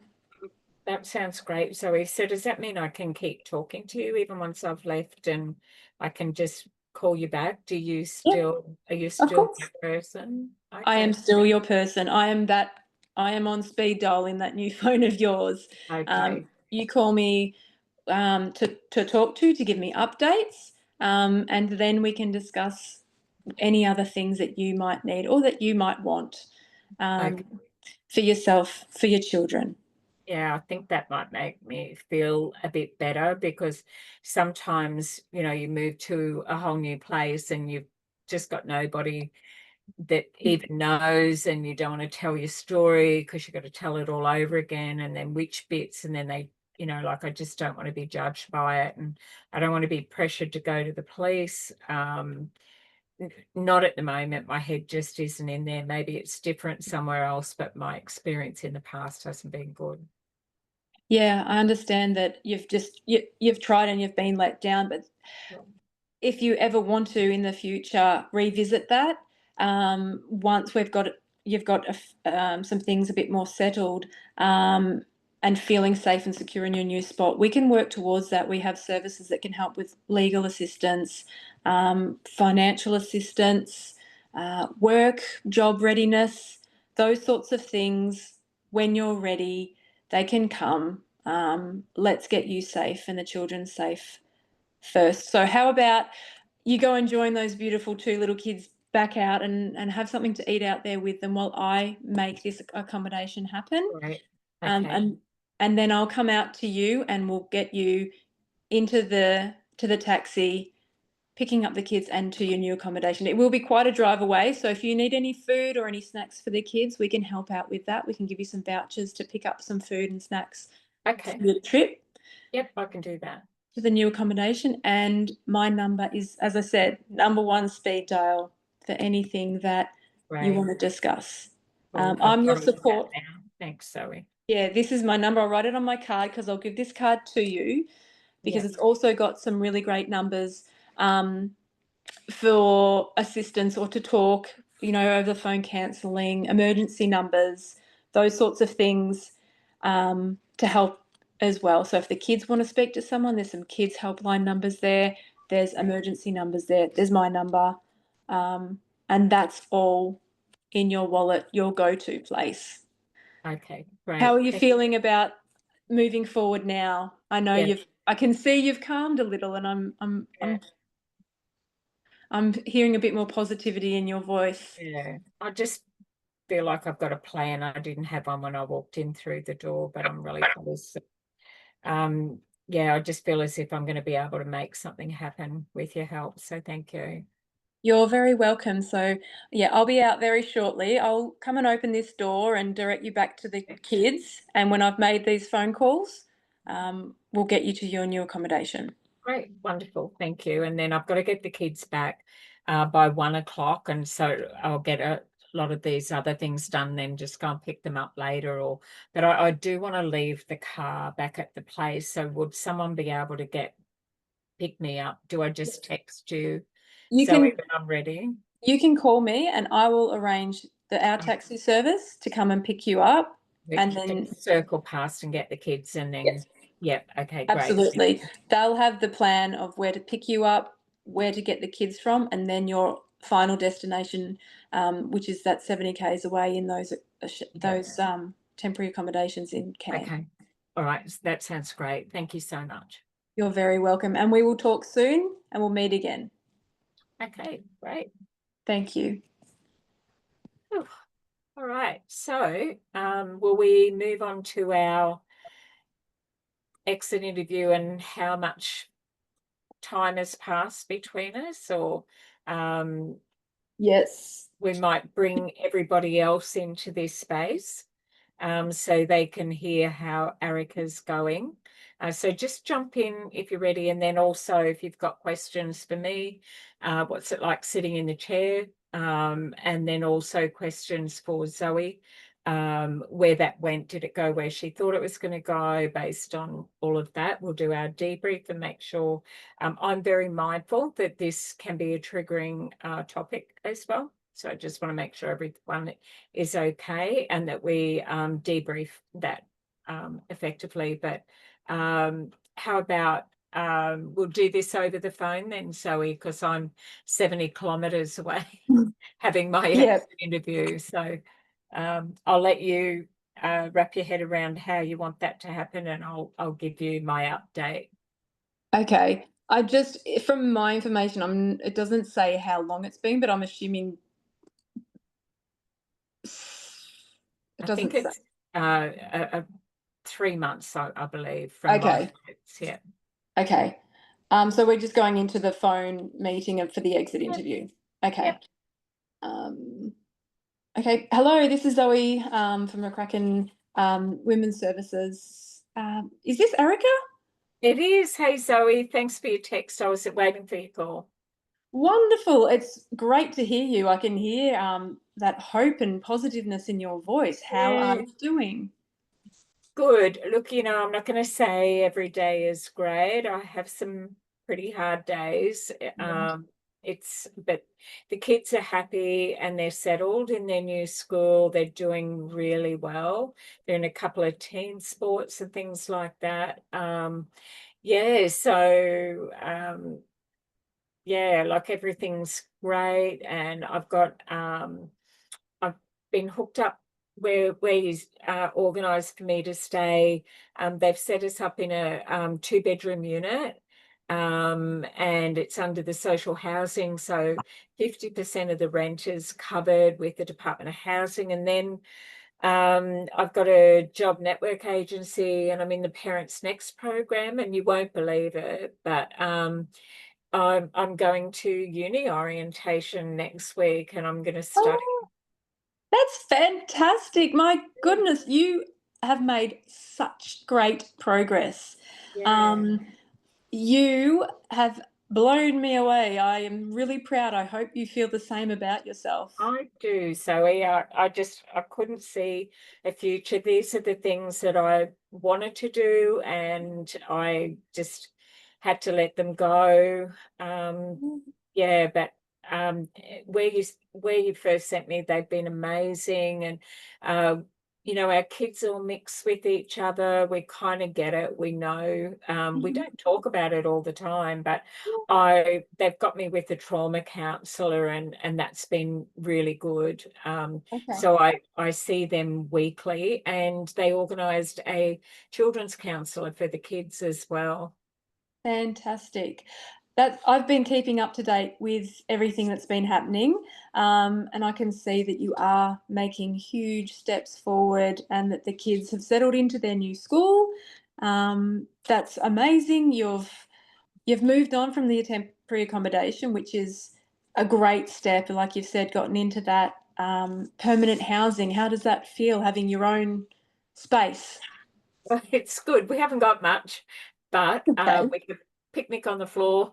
But yeah, like there's the women's shelter, they have donations, and they are going to talk to Vinnie's and Salvo's about getting some furniture and stuff like that. But everything, is good, and we're happy and we're safe, and that's important. And the only thing I wasn't ready for when I first got here was that they said that I couldn't stay. I had 14 days to decide, but I had to put the protection order in. They Okay. won't, and it was more to do with their funding. You can't stay there if you don't put that in. So I had to talk to the police, but instead of that, they came to me, and Yeah. they're there every week. And so they gave me a female police officer and a detective, and yeah, and so they were the vulnerable persons unit. I don't know if you've heard about them, but Yes. they talk to child safety. So I've spoken to them as well, and they just said, no, I'm doing everything, and if I need help, they will help us as well. I got a letter from them which got me to the top of the list with the Department of Housing. So they've all been amazing. Okay, that's great to hear. So I know that you did have some big doubts about reporting the abuse, and I'm glad that you were able to be supported by that vulnerable people's unit. I knew they were available, and I'm glad that you were able to connect with them. So that's been able to move the charges towards your ex-partner forward. And I believe. Yeah, look, they said I didn't have to worry about any of that. Yeah. But if there's any changes, they'll let me know. So at this stage, I don't have to, it doesn't have to be charges, but the order is clear, and I believe they've spoken to him. Okay. And he just has to go to mediation, and then we will work out about how the kids get to speak to him and what Okay. that looks like afterwards. But if he breaches this order, they're going to travel from here. He doesn't know where we are, but they're going to travel, and they're going to go down, and they're going to deal with that with the local police at Woodside, which is really good. So I don't Oh, have to do much at all there. I don't have to call them or anything. If he tries to contact us, or but he hasn't got my number. mm. The school didn't pass anything on, and the police and the women's refuge, they handled all of that for me. Oh, great. That sounds like it's a relief for you to have that sorted without too much involvement with you, that the police and the other unit that are involved, because that seemed like it was very overwhelming and distressing for you. It was, and look, I know we've got some other stuff to sort out going forward, but I feel in a better space. Like I said, I have my days, Yeah.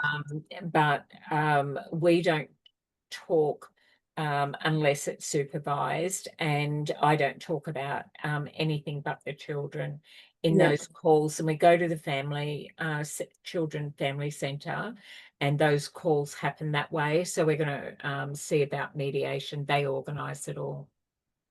That's great. That's out of your hands, and that's Yeah. something that you don't have to worry about. And that's great that there's been no contact. He has no idea where you are, because that was a main priority of yours, that Yeah. you and the kids could get away with no contact. I'm glad that's happening.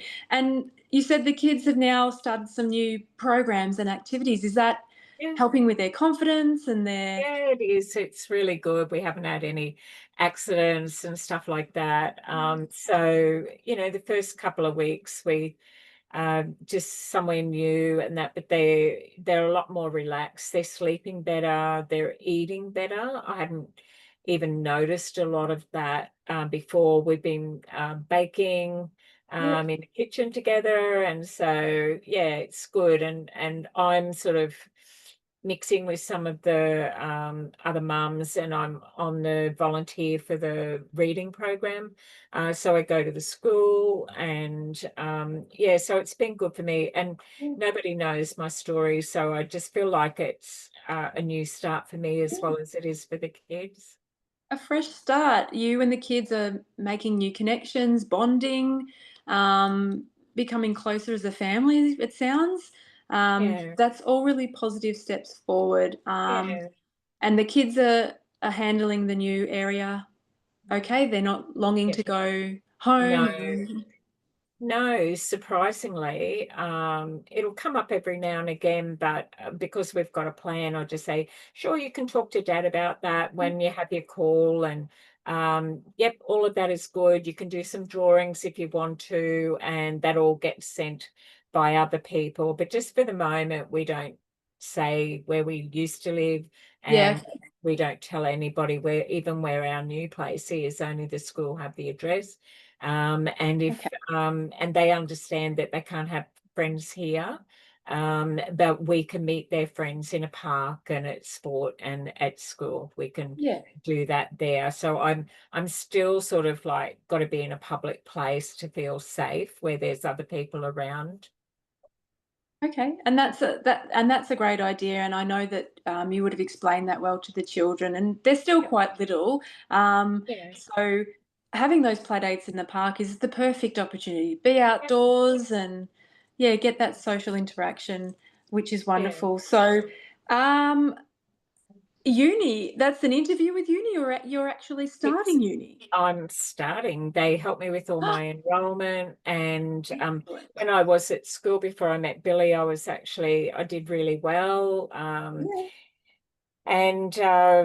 And I worked, and like we were fine, but the moment children turned up, something sort of I know something went off in Billy's mind a bit. He wasn't as bad as he used to be, but when kids turned up, then it just felt different for me. And it'd be good if he got help, but that's not my responsibility. But he's still working, and he stayed there. So, it might be a fresh start for him, but it's I'm definitely not going back, and I'm not going back to that relationship. So we've just got to find a way to make it work if it's safe to do so. And if it's not, then I would, if ever I felt unsafe, I would just pack up and I would go again. Okay. Well, I know that you're a very smart woman, and this uni is a great step forward for you. So that's an amazing goal. Is it a short course, a long course? No, Zoe, I've just felt that this whole thing, really made a big difference to me, and I thought I might study social work. Fantastic. You would be amazing at that. Your lived experience can play a really influential role in helping shape other people's lives, and you've gone through it. You know where they've been, where they're at, and where they can get to. Your example is a shining example, and I'm glad that this is all progressing forward for you. I know you've still got other things that are lingering on in the background. So for your future goals, it's education. Yes. And you mentioned you're seeing a great counsellor, and so are the children. So is that going to continue on? Yes, we're able to see them for as long as we want. And that's all done under Medicare. The Parents Next program helped me. So I go there and we don't just talk about that. That's the biggest thing. But the person at Parents Next kind of said to me that yes, I could get a degree and I could do social work, but I will learn a lot about myself and why I kept going back and things like that. So I think it's as much for me personally as it is to maybe look at work, but there's no pressure. Just having the counselling has been really good. I've been able to talk about the things that I could have done differently, and some stuff that maybe I need to have a look at for myself. I fully understand it's not just one person that creates that, so I've got a better understanding about that. And no, I just just if I can get a little part-time job later, I will, but just for the moment, I can do uni, and that will help me be distracted.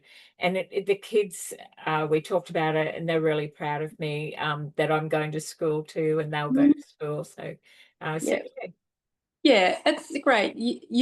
You are a great role model for them. So seeing you come through what's happened in the past, moving on, and educating yourself and making a safe and happy life for you and your children. That's an amazing accomplishment.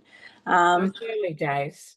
It is early days, and you are doing great. And there are still some things that you will discuss with your counsellor. And a backward step doesn't mean the worst is going to happen. We move forward, and you've shown that you've done that. So I heard you just say that you're not working at the minute, but have you got some financial assistance happening? Yes. So when I went to the women's place, they said that because of the trauma counselling that I could get extra funding for 12 weeks on top of that, because it's around mental health, and then they reimbursed any of my out-of-pocket expenses when I go to Parents Next, any kids' uniforms for the new school, all of that's all being covered. So financially, we are, we're going okay. We don't go out a lot, but what we do, the sporting memberships, they were all, they helped me apply for those. So that was all covered. The sporting things, that was $150 each for them, and the clubs provide the uniforms, and we all take turns in washing them. So it's crazy busy, but nice busy, not stress busy. So it's been Wonderful. good, starting to not look over my shoulder. Yeah, and that would feel different for you, I could imagine. A good difference. Yeah, it was at first. It didn't. I surprised myself, but the trauma counsellor said that just because you're safe and all those things that you think you needed are there, that you don't necessarily feel safe. Like, I've just got to trust that this can be my normal.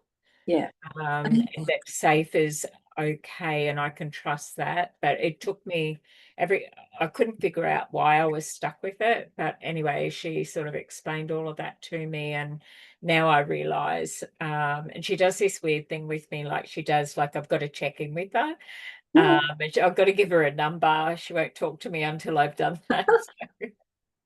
Well, that's great. It makes you really think about being present in the moment and how you are feeling. Yeah, well, the kids do it. We all do it now with each other. We talk about what went well in our day and what we could do different, and we sit and listen more if their number's low. And so, yeah, you are learning all the time, and you will realize these things through your studies, through your sessions, and perhaps things will come out with the children that you never thought would happen. That connection, building that rapport and bond with them, it'll strengthen over time. Yeah. I hope you're feeling positive, because I can see you're feeling positive. So I know that there's a few services that we helped you in the initial meeting, and now that you've moved on from the temporary accommodation into your own place, which is wonderful, you've got that support, the emotional support through your counselling for you and the children, and that's going to continue in the future. You've got your children's programs. I know those sport vouchers are amazing. And the Centrelink and all of that for your payments, that was sorted. The Women's Refuge did that. Centrelink came to us. But because I had all of that, but they said it wouldn't matter, that they're used to getting IDs and doing that. So I'm able to get some extra support, and they've got me connected with student services as well. So wonderful. That'd be great, Leah. So Zoe, I did put down on my consent forms for the others that you could still be included, but I know you interviewed that this was our exit interview. So what does that mean? What does exit interview mean? So that means that the services that at the initial meeting that we had, and we set up some services and referrals for you, that they were successful, and that we've moved on from that, and you're now in counselling sessions, which is not provided by our service, it's provided by an outside service, that you want to continue. You've made great steps with them, you've formed a relationship with your counsellor, and so have your children. So that's something that we aren't responsible for anymore. It doesn't mean that you can't call me. I'm always on the end of the telephone. Remember, I'm #1 speed dial whenever you need. You're still there. I know you've got some more on that list now, but I'm still #1. But that can slowly fade away. I won't feel bad if that fades away, but I'm always there if you need me. It just means that we're looking at your goals for the future, that they're set, and there's things in motion for you already. Are there any concerns that you have? Not at this stage. No, but I've got someone to talk to if something comes up, so I don't feel stuck anymore, and I don't feel like I've got to run anymore. Yeah. And there doesn't seem to be, because you're telling me that there's no contact with your ex, and the children are safe, and there's mitigation happening there. So there's no immediate threat from that situation, which is No, actually they don't even allow me in those calls when they're talking to Billy. I'm not allowed in there. So they the children's counsellor does all of that to make sure that the children are not being influenced by either parent, and he has to go into the centre and make those calls. They're not just him calling anytime, they're all booked in. So you know, to his credit, he's followed that. There's a couple of times where he was pretty angry and they just didn't even let him speak to the kids, so they seem to have that all managed. Yeah, they want what's in the best interest for the children. They want, I'm assuming, them to have a relationship with Dad, but in a way that's not harmful for them. And I know that those services are really good at having control over that environment. And your concerns are valid if there's any there as well. And you've not had contact, which is great. That's what you wanted. So there's no risk in that sense. And you said that you've not got really many concerns for the future. You're quite settled and happy where you are, which is amazing. And the goals that you're looking at is to complete your education and then to work in that field, to continue the counselling for yourself and the kids, and to continue seeing those massive improvements. Your social life's coming along, which is great. Yeah. Look, I think even though it seems like a lot's happened, I think I've been waiting 15 years to put all of this in place. So it's when people sort of said we could do this, it was like, yep, I want that. I've wanted those things for a long time. I can start to think for myself. So I'm saying yes to things now because I really feel that I can follow through. That's great to hear. You've got your confidence back. Yeah. So that's sort of where we sit with our services. So I'm not saying my job is done, but I'm going to pull back, and I'll send you this consent form to sign that this is you exiting from our services here at McCracken. But that's not to say I'm out of the picture. You've got my number. Our services, you're no longer needing them, which is amazing. We were there to help initially, and you've grown from us, so that's amazing. So if I send that to you and you can sign it and send it back to me, that just means the exit interview is complete. And so if you're happy with that. Yes, I am. Thanks, Zoe. And I've left consent with everyone here that if they need to talk to you, I'm still okay with all of that. So wonderful. So that's for the time being. Thank you very much. You've been an inspiration to me as well. You're moving forward, and please call just even to update. I'm always here on that #1 speed dial. Wonderful. Thanks so much. All right. Bye, Erica. Bye. Okay, let's pause. We'll do peer review and debrief. Zoe, over to you. So ask her anything you want.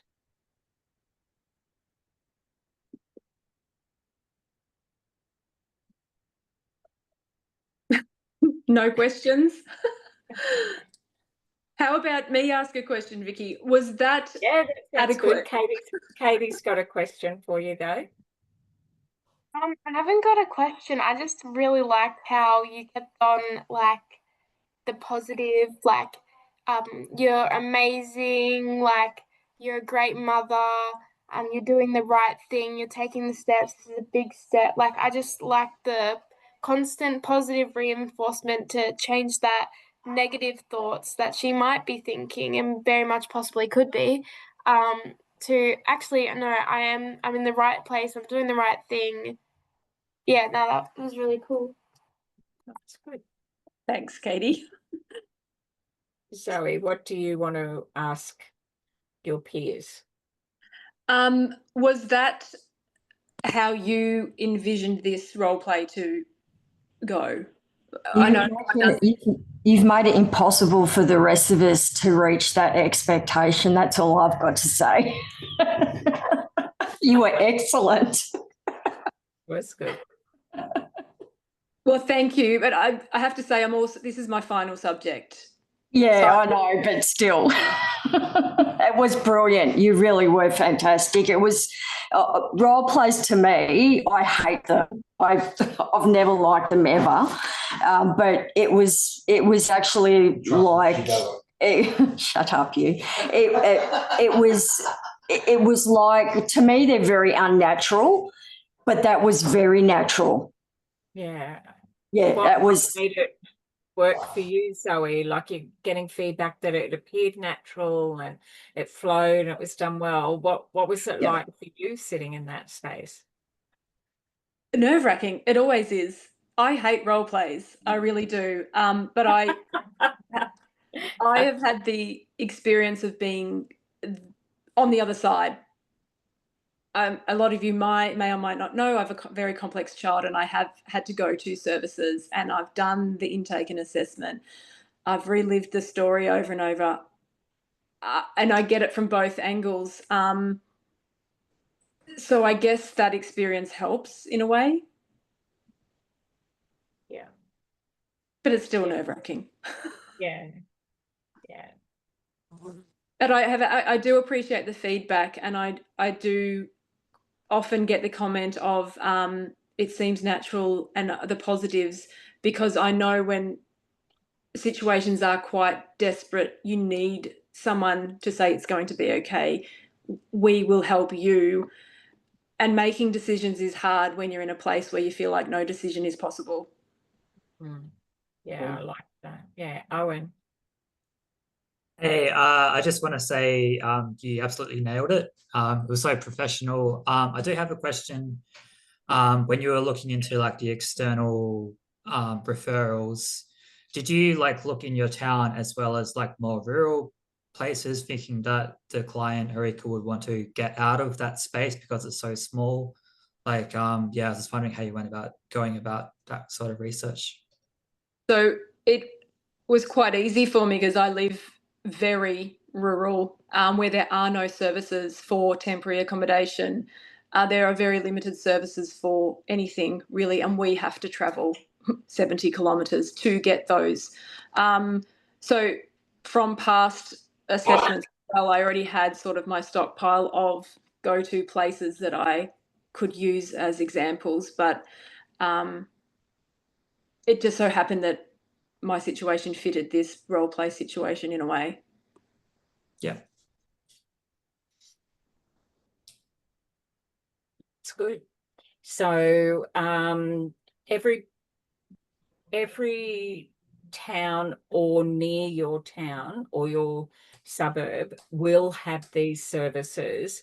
And then there was also, Zoe had the in the meantime, that's a very important part, 24/7, the kids helpline, like those moments where there is no worker, especially if a worker is 9 to 5, that kind of thing. We look at it from there where it's self-determination, so that if Erika gets stuck and she's left alone with the thoughts at 1 a.m. and that noise outside reminds her of another noise, she can get that talk through. 13 11 14's Lifeline, 13 Yarn is our First Nation, Torres Strait Island Lifeline branch as well.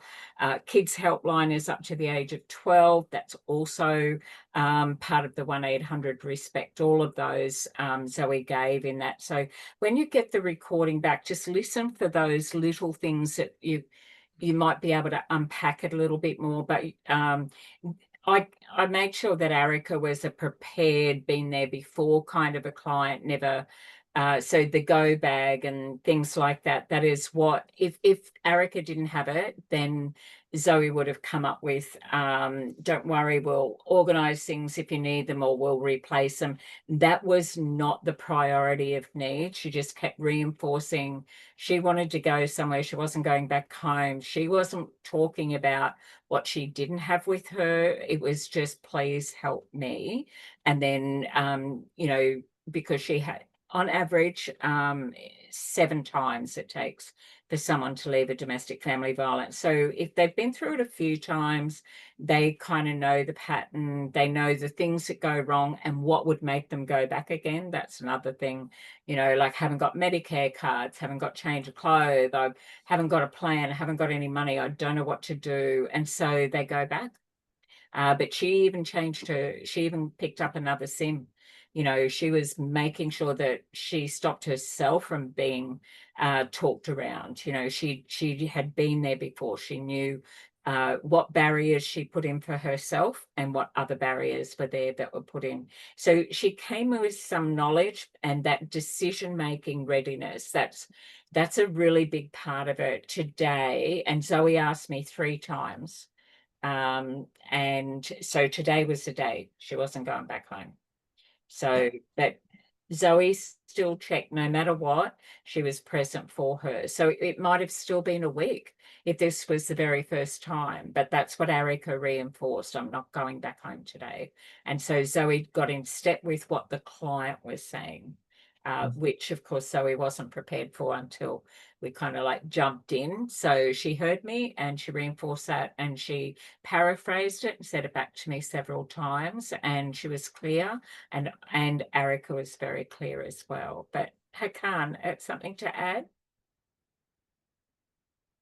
I was gonna go about it a completely different way, and I must say that it was so perfect the way you know, the way Zoe conducted everything. Like I could really feel like it was a connection building process and making her feel comfortable and all that stuff.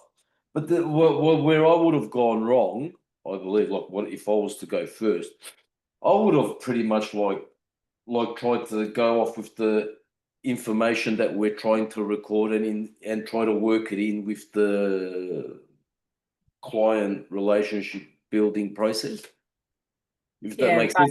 Sorry, I'm just having a hot and cold thoughts at the same time. Yeah, no, that's good. But the instructions that are there for you are you have to go in and do the human rights. You have to have read through all of that. That's really clear when you jump in and say, I'm ready to do a role play. The forms that you've got to fill in and things like that. So we're going to jump in next.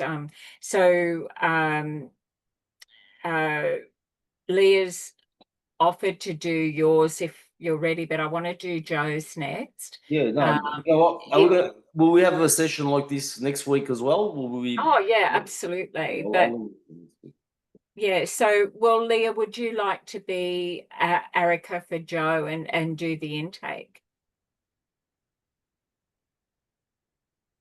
Would that be okay? Yeah, fabulous. And Joe, you're going to do the intake, but then you're going to lead it to the next time we catch up as well.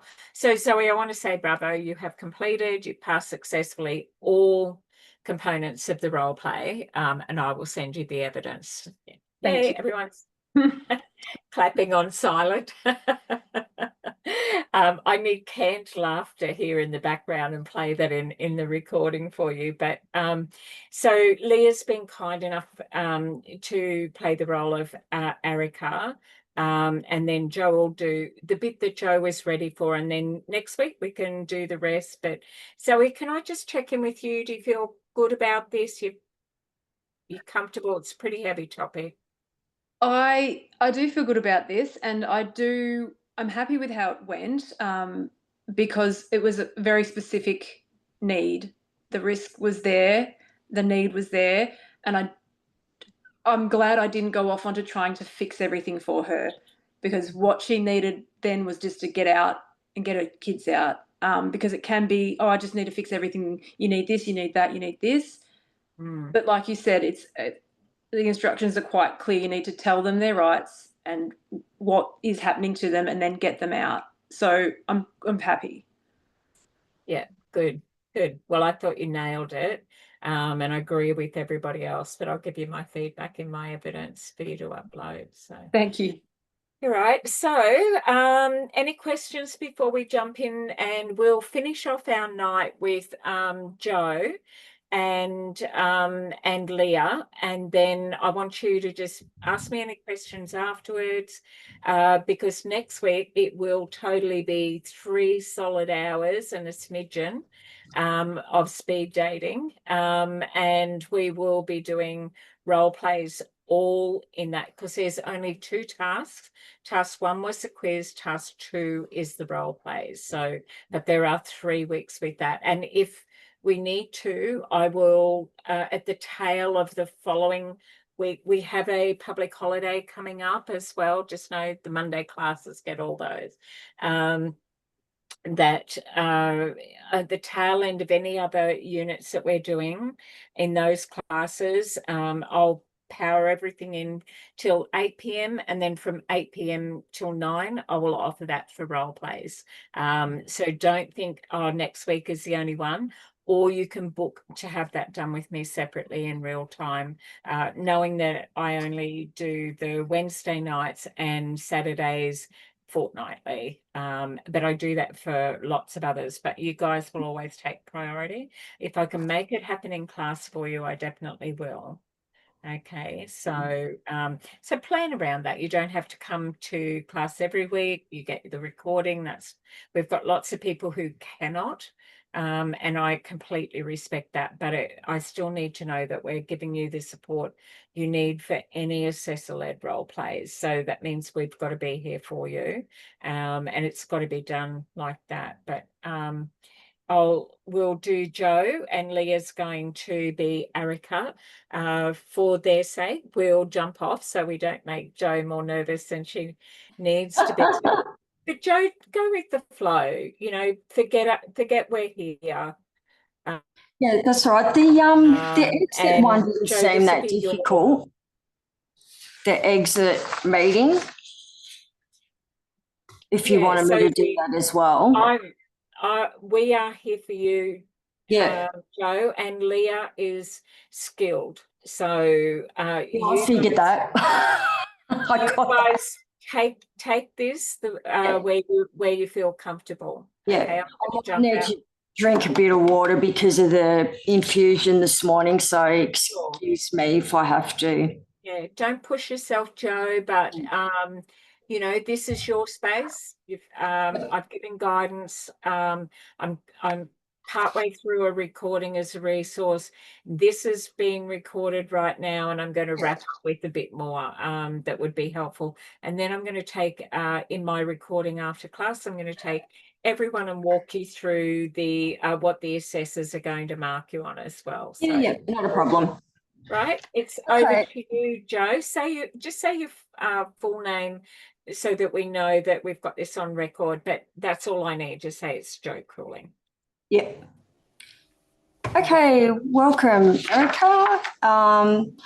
Thanks for coming in today. My name's Jo Cooling, and I'm a caseworker for McCracken Valley Women's Care. How did you travel in here today? I come in this morning and I Googled where to get some help, but I had a really bad night last night with my partner, and I'm really, really scared about it at the moment. So that's why I've come in, and I had to wait a couple of appointments because the receptionist said a couple of hours to wait to see you. But yeah, I'm really glad to try and talk to someone. I'm really sorry that you've had to wait, and is there anything that I can get you? A glass of water, tea, or anything? So love coffee. I would love a coffee if that's all right. Not a problem. I'll just ring someone and get them to make you a coffee. I don't want to leave you here on your own. So just give me 2 seconds and I'll just ring someone and get them to make you a coffee. How do you take it? Just black. That'll be just not too hot though. That'd be good. Not a problem. Just give me 2 seconds. That's done for you. Okay. I noticed you've got a few injuries. Have you been able to get to the doctors about that? I was hoping no one would notice actually that, yeah, it's not the first time I've had them. My partner last night, he well, I was kind of concerned thinking maybe I shouldn't have brought it up, but I did. But I was worried because we've been together a long time, about 15 years actually, and I wonder because we've moved from a whole new town and we've come here and we've got a couple of little kids, and I wondered because he's been late at work and he's been drinking more again, like he used to drink. But I'm so sorry. I'm just so upset. But like, I wondered whether he was cheating on me maybe. So I asked him, and then like he just, yeah, he lost it. So because he'd come home drinking and I probably shouldn't have said anything. So, but, I just get so tired of maybe, sometimes having to not say things and how I say things. And yeah, it's just, it's been really not a good night. So like, yeah, my face is a bit scratched up and stuff, but I think I'm more in shock because he kind of shook me, Okay. like when he pushed me and everything. So, but I just didn't want the kids to hear, so, but I didn't know where else to go. And yeah, overnight I just sort of kind of Googled you guys, and yeah, I just thought I'd come here, but I actually don't want to go back to him. Like, I just don't want to go there. I want to stay away from him. So I'm thinking like it's best maybe I try and get help, like to get away. I don't know if you could help me with some accommodation, but yeah, my kids and I, like he's done it before and I'm just really scared. I don't really know what else to do at the moment. I'm seeing that you're really upset, and I understand that. I do need to just discuss with you really quickly before we get into why you're here and what you really need. You were given a pack when you walked in, and I'd just like to go over with you just a little bit quickly more about that. Within that pack, there was some information about how we keep your information private and confidential. I would like to just go over that just a little bit more in detail about that. Yeah, I know I've had problems with that sort of stuff in the past, and I really hate it. So I don't like anyone to know. Yeah. So how much tell, like, will you tell the police or anything? Because I don't want them to know. Okay. So what you share with me will remain confidential. However, I do need to let you know that if I assess that you're at risk of harming yourself or someone else, I do need to speak to somebody else about that. Or if you do have children and your children are at risk, I will need to talk to someone else about that as well. I'm not going to harm. Like sometimes I think about harming him, but I just can't. Like he's so much physically stronger, and we've been together a long time, Billy and I, and we just had a lot of friends around, and now that I'm here, I don't know anyone. And like the kids are safe, they're at school, but like I've got to pick them up today, and it might take me 3 more coffees to get through my day, and I don't want anyone at the school to know, but I do want to get help with how to speak to the school, because I know that I don't want to go back, and if I don't go back, I need the school to know. So like, do you think you'd be able to help me with talking to the school? Like, like I was worried about him a bit today, but I know he's at work from last night because, he'll be pretty upset about it too, because if I do tell the police or anyone does find out, but I just want to make sure that like, you're not going to tell anyone unless you have to, because the kids are okay, they're safe. But yeah, I really don't like the police. Have you had police involvement before? Yeah, but most of the time they know that because we've been together so long, like we live separate under one roof. And I know a girlfriend of mine from where we moved from, she said, get the domestic violence, $5,000 you can get from Centrelink to, move and everything. But I didn't think I wanted to do it then. But just today, I'm so upset. Like, I just can't believe I have to do this. So, yeah, it's hard. Like, yeah, I'm kind of a little bit lost at the moment, Joe. Like, I don't know sort of what to do, but I know that I should not go back. But, yeah, I think if the kids can be okay and I can tell them tonight, but I really need to get some accommodation. Okay. All right. So can you tell me a little bit about what happened last night? Well, I guess, because I said, maybe I kind of probably accused him in his mind. He's been an alcoholic for a long time, and he sort of has been good on the drink lately, but because he's got a new job, I thought, he's under stress and everything. But because he comes home late, I thought, well, maybe he might be seeing someone else, new town, and not interested in me anymore. And I've been really busy with the kids with the school. So that's sort of more where it's been going on. I think maybe, I think I'm tired of it. I've had enough, and I know I need to get out. So yeah, I just think he lost it last night, and it just, I'm a little bit scared, but I'm sort of ready to go. I've got everything ready to go, and I just, I don't want to go back. Okay. All right. So that's a service that we can offer. So if that's something that you're ready to do, that's certainly something that we can put in place. So we can, or I can contact an emergency accommodation service. We can then obviously go and organise to have the children picked up from school. It would be my advice that the children be picked up before school ends.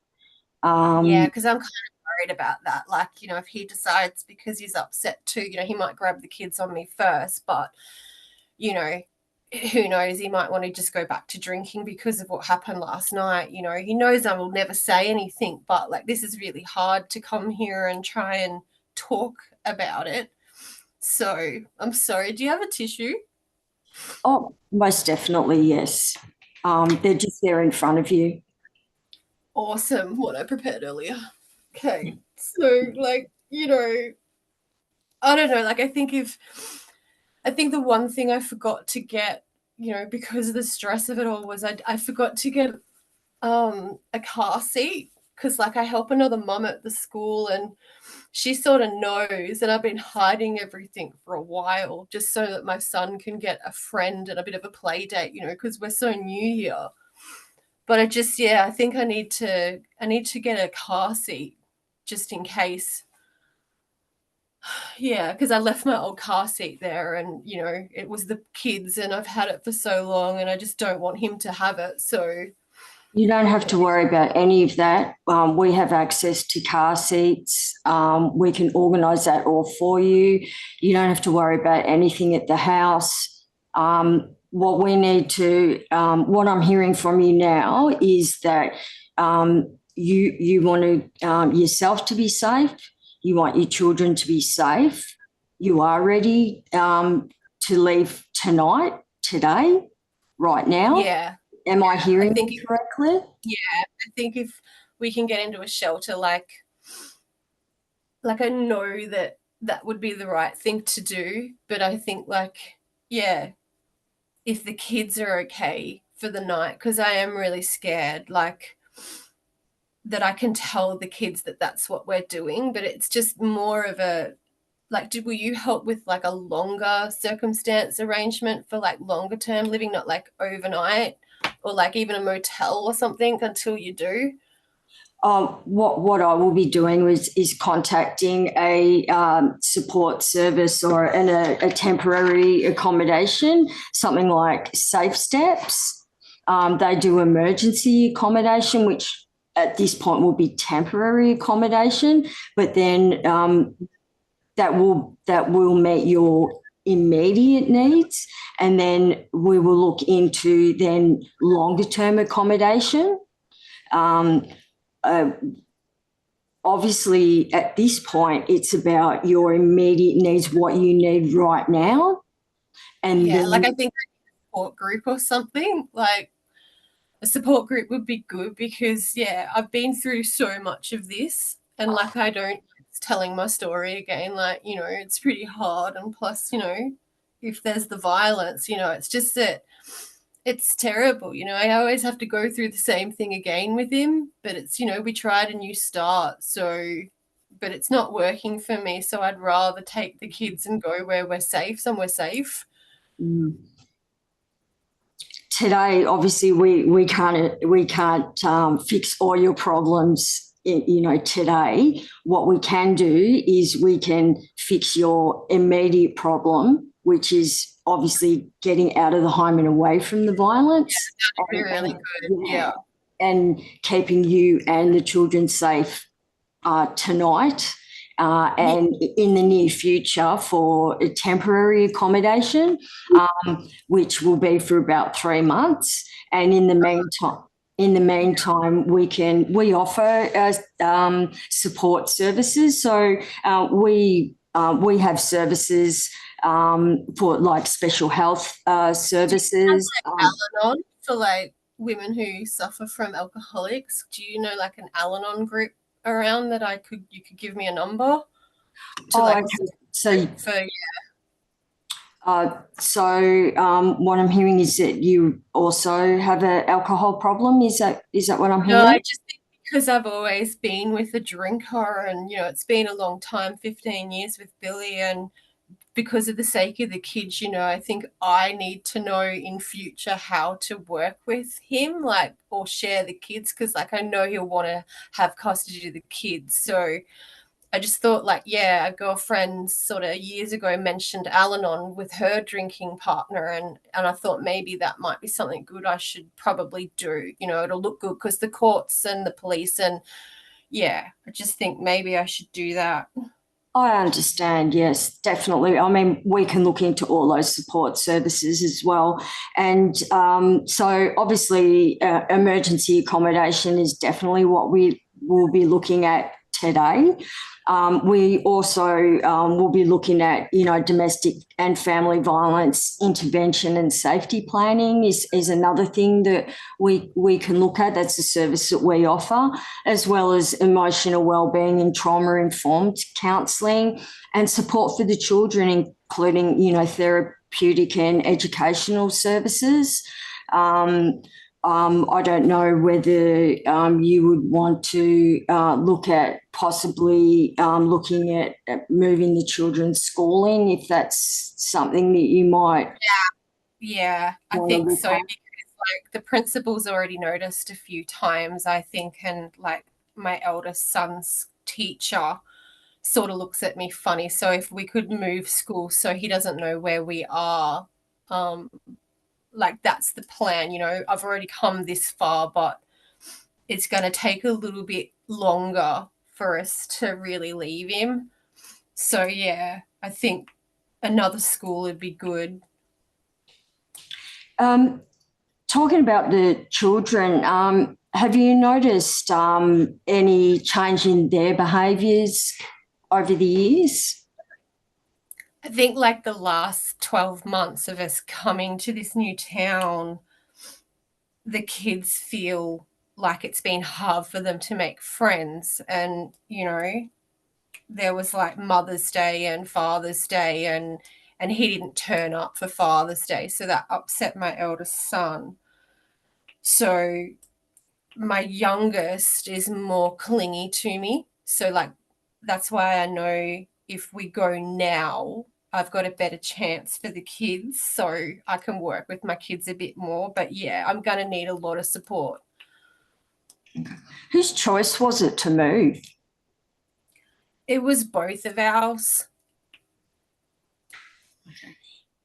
And what sort of, do you have any supports where you are now? I've got a friend at the school, a mum, and yeah, she's asked me out a couple of times for coffee and cake at one of the cafes. But yeah,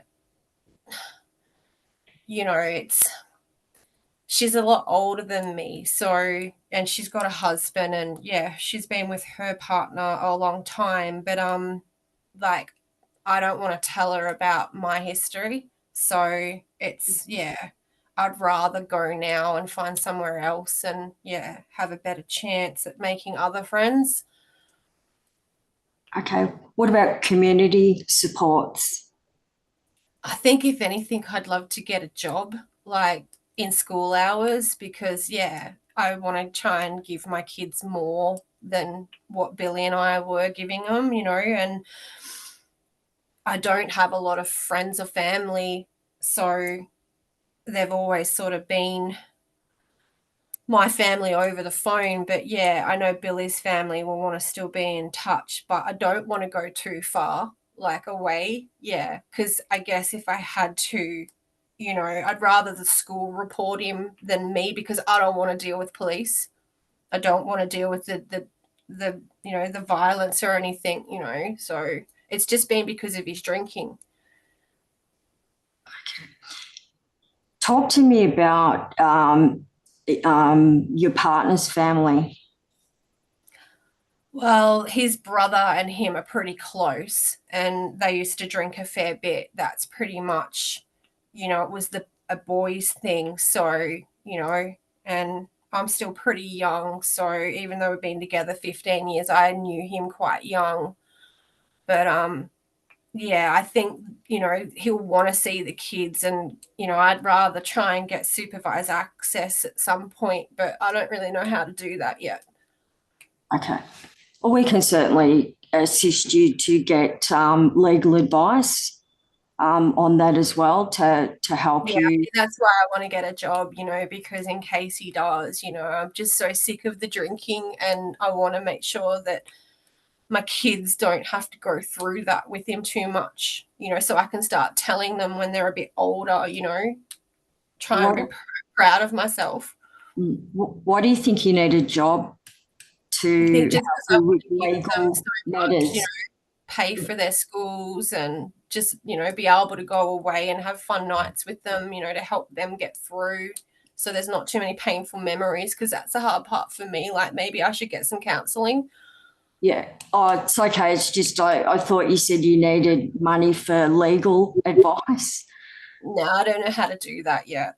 Oh, okay. That's all right. I thought you were saying you needed money to get a lawyer. That's all. That's it. No, like a job later on will help me to help if he does come after the kids like that way. Yeah, that's okay, because we can get you free legal advice. You don't need to pay for that. Yeah, We can help you. Sorry, we can help you to get access for free legal advice. We can help you to get help with schooling, and if you're having financial issues, we can help you out with that as well.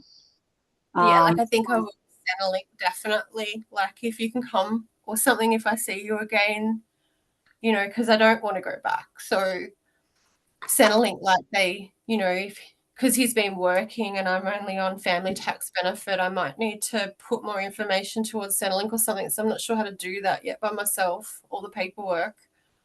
That's okay, and that's what our organisation does as well. We can assist you with all that. So the only thing that I want you to worry about is keeping yourself and your kids safe, and you know, and let myself worry about the rest of it. So and that's what we're here. That's what I'm here to do. So do I just like come? What do I do today? What do I need to do? All you need to do is worry about you and your children. That's it. And I will organise. Did you say you came here by car? Yeah. Okay. So you are really upset. So are you okay driving? Yeah, I think I'll stay like out in the foyer with reception for a while. Like, I don't want to drive yet. Okay. because But yeah, too scared to leave, really. I'm just going to stay out the front. okay. Because I can organise a taxi, if that's what you would like. No, I think I'd rather just see if we can get somewhere safe for the night. I'll pick the kids up for normal routine, and then, yeah, I'll let them know what's going on. But of course, I mean, I don't know if that's possible, if I can get accommodation tonight. I think that's the hard part. I've never had to do this before. Okay, the accommodation is a done deal. Okay, you don't have to worry about that. That is definitely something that I will be doing for you tonight. You have accommodation. No way that he'll be able to find out where I am or that I've been here, or like even if he comes in or something, sees my car up the front and like comes in the next day and asks, like, you won't tell him anything, will you? Yeah, definitely not. Anything, all the information that you have given, as I explained before, is confidential. He will not be allowed, we won't be providing him any of that information. Where you be residing is confidential. Yeah, even real if cheeky when he's on the drink, like, because of his employer, like it's always about him and his drinking. So, and I think it's just gotten worse. His drinking's gotten worse. So, like, he can be sly like that when he's on the drink. So if his boss wants to know or something or anything, just to make him look good for the kids or something, I don't want him finding me here. we do have security out the front. This is a woman's service, so yeah, I did notice that when I came in. Yeah, that's why I think I'll stay around for a bit until, see if you can help me. Yeah, we can ask the security guard to escort you out to your car as well, if that's how you feel. That'd be really let him good. follow you? Or? Just because it's the day I know I'm going to try and leave him, and, until I get there or somewhere safe tonight, I don't think it'll hit me until later. That's why it's really hard, because I've trusted people in the past, but especially because the police never help. So, like, they have, but, it was always Billy lying to the police that, he'll do her, and it's not the drink, or it's the stresses of his work or family and his brother, or, because it was such a small town. Like, they all knew him more, even though I met him young. It was really hard to ever, like, compare up to that kind of thing. Mm-hmm. But now I just want to keep me and my kids safe. Yeah, definitely. So I can provide you with a little card that will have some emergency contact details on there that you can just slip behind a driver's license or a card, so that you can, if you do feel unsafe, you can just ring one of those numbers, or you can ring me. Although where you are staying is secure, so he can't get in there even if he tried.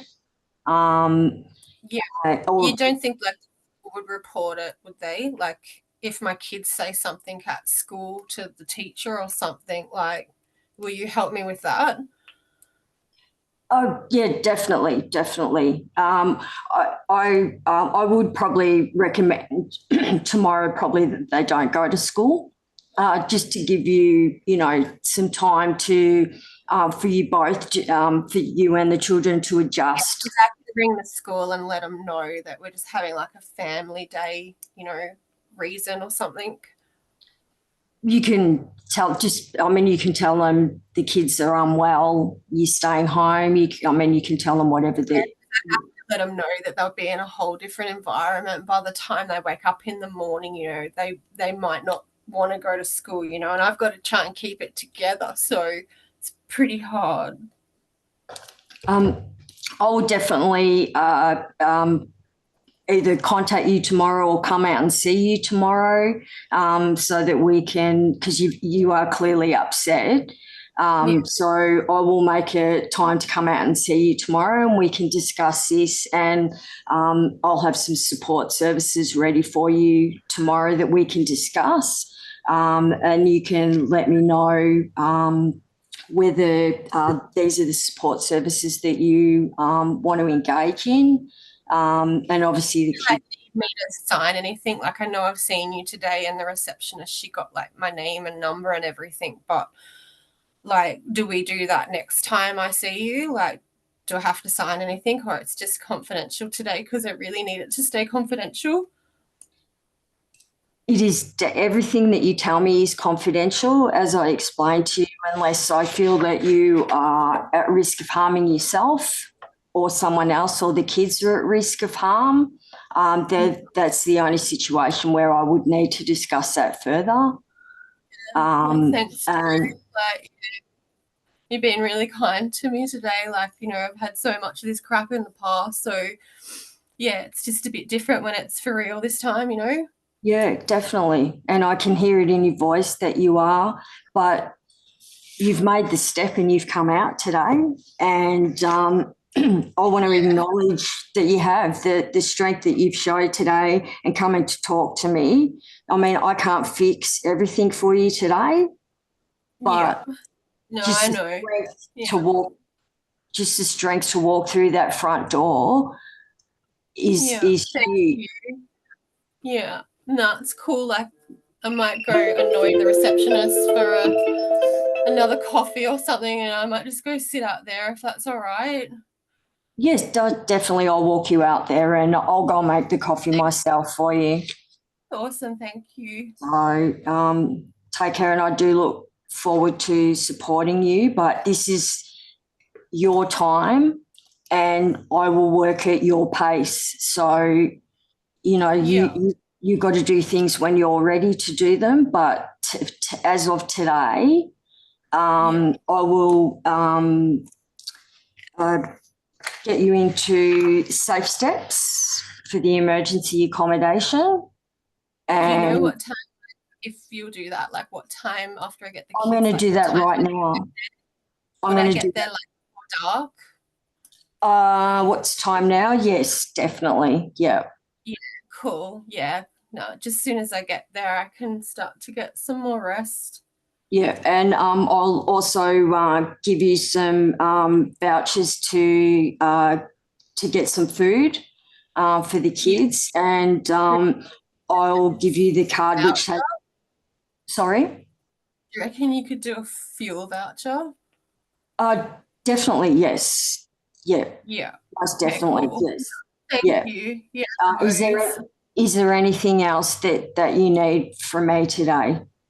No, I just think, you know, it needed to be done for what's best for me. So it's a pretty big step. So yeah, I might just go get some air. I'll give you my number, and you can ring me at any time. Give me a ring also when you get there. I'll see you before you leave anyway. No, you can run out the front. I'll go and have a smoke. Yep, not a problem. I'll go and get you coffee. I'll go and make the phone call, and I'll see you before you leave. I'll give you the card with the numbers on there. And if you are fearful, just ring 000. Yeah. You know, otherwise there are those emergency numbers. But I'll go make that coffee for you. Thank you. But you've done really well just walking in that front door. Honestly, I'm a bit surprised if he rung 000, you know, because of just playing games now. Like, who knows what he's going to do, you know? Who knows if he's got someone else or something. But yeah, I'm going to keep doing me, try and do me and the kids. Yeah, it's a long time.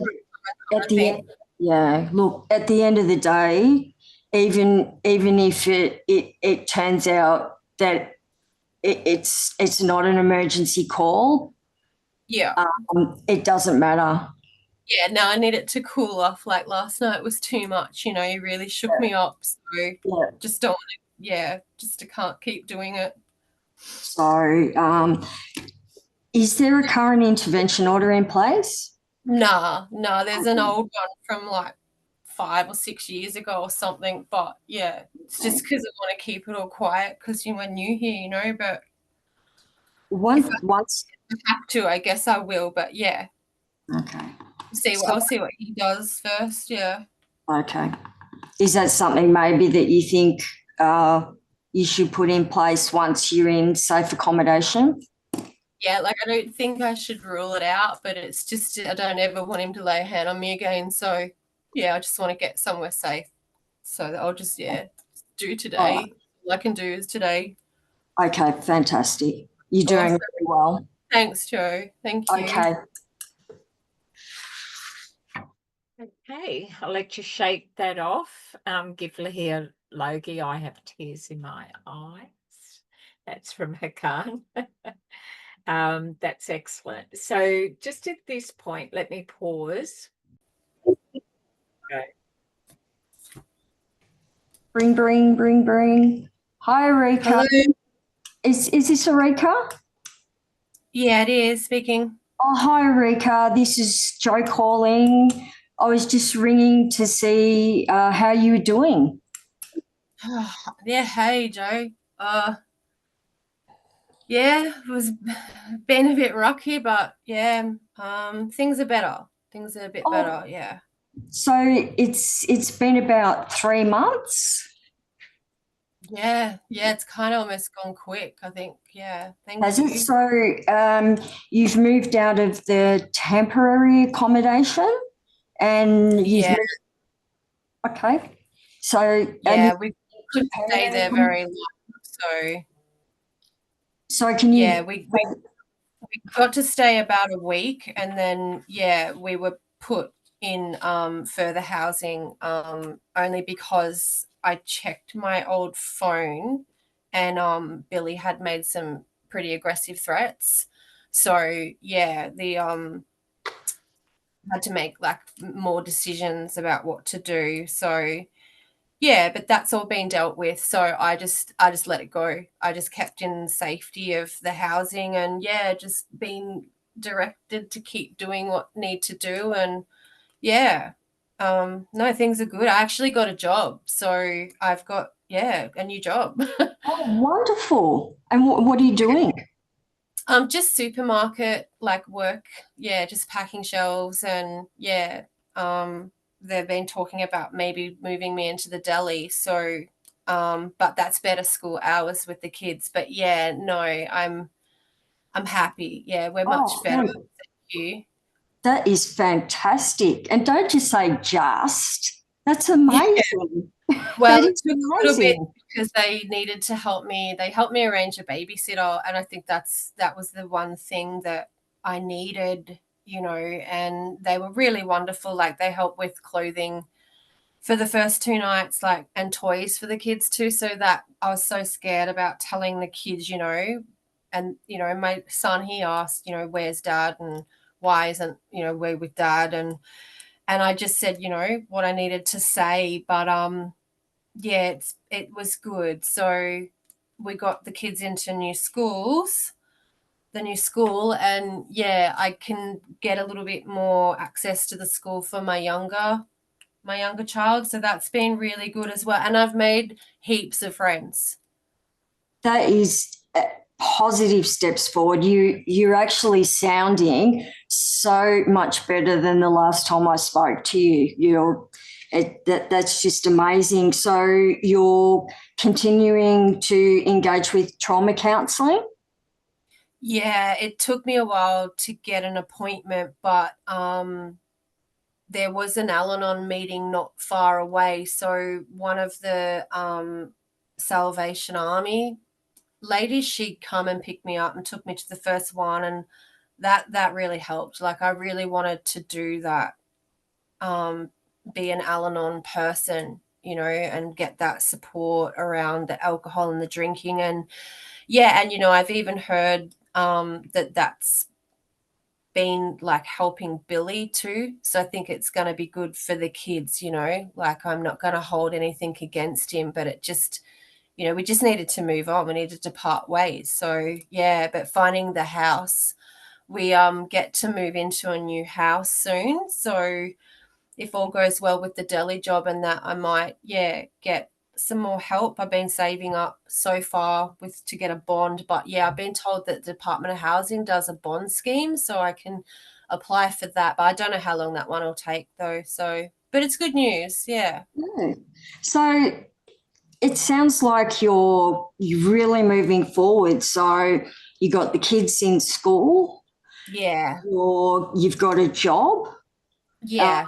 You've sounding like you're getting a really good understanding of alcohol abuse and how it's impacting not only you but the kids and also Billy, which is really good because you're able to understand also what he's going through and be able to, from what I'm hearing, forgive him, for what he's putting you through or put you through, which is fantastic to be able to put that to one side, which is really making you a stronger person, which is absolutely fantastic. Yeah, no, thank you so much. It was, really hard to, ask for somewhere to stay, somewhere to live like that, in one day. And, you made it happen. You helped me pick up and shift and go, it kind of almost saved my life. Yeah. So thank you. No, you saved your life. I just, pointed you in the right direction, but you've done all the hard work and, you need to commend yourself for that because you did it all. Yeah, no, I wish that, we could keep in contact. Do you ring me again or is this, can we 3 months time or? You can call me whenever you like. You've got my number. So if at the end of the day, this is obviously an exit call from, exiting our service, but it doesn't mean to say that you can't call me if you need anything. Yeah, that was something I was thinking about, if I ever need help again, do I just ring back up, You can call whenever. You can just call to say hi if you like. From time to time I might just ring in and just check in to see how you're doing. Make sure you and the kids are still okay. And I actually gave it's the pamphlet that you gave me at the very start. It's on our fridge, so my kids know. It's kind of like a little memorabilia for them to know, that if they wanted and they've got emergency numbers now. I'm teaching them how to ring on the fridge if they need to ring anyone. So yeah, we're doing okay. Okay, that's fantastic. I'm absolutely rapt that you have moved on and you and the kids are doing well. So you can still call me if you need to, and that is fantastic. So thanks for that, Erica. No, thank you so much. I'm so glad I Googled your service and found you. Yeah. Fantastic. Thanks, mate, for everything you do. Thank you. Thanks. Bye. Bye.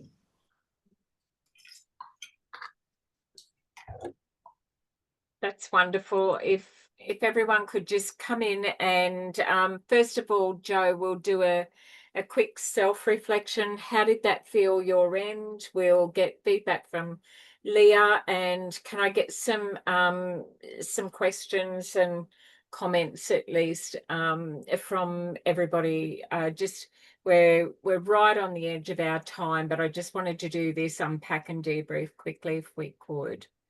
So, Joe, quickly, just how did that feel your end? I was so not prepared for or Erica or Leah to be crying. And when I asked about the injuries, I wasn't prepared for it just to go bang. So then I wasn't able to do the privacy thing. So yeah, I just got, I was thrown completely. So then So it was. You circled back to that, and then you got her to repeat it all again. So there's some things we're in control of, and some things we're not. And I think you read that, like you responded to the client's needs, and that's what this unit is. So I'm pretty comfortable that given the circumstances, because she came in and just had to let it all go, I think you helped her just by listening and acknowledging and believing, and then you were able to just circle back, and she was calm and could hear that differently, because that is about informed consent. And when you're really heightened like that and you're offloading, not much else goes in. You trauma, it's a loop, so as you know, and so it's like I've got to start at the beginning and I've got to give you all the way to the end. But if you interrupt me, I'm going to start at the beginning and keep going again. So I got that. That was fine. So well done. I was happy with that. But Leah, tell us what was it like sitting in the chair being Erica for Joe? I wanted to work with Jo so she could align getting everything out she needed to tick off for criteria. But one thing I found most comforting, despite I threw out some stuff, the reassurance of the tone and the way she come back, like you said, with the further discussions that you still, Jo, met what you needed to comfort me with, and I found that very comforting to then be able to go more prompted by you. So it was really me role playing off what you were saying, but you said everything that I felt comfortable with and right. So it was very reassuring, especially your tone and your attitude towards that constant reassurance, that constant action on that. You gave me action. Everything I threw at you, you gave me the answer straight away. And that made me feel really safe. So I appreciate that. Great feedback.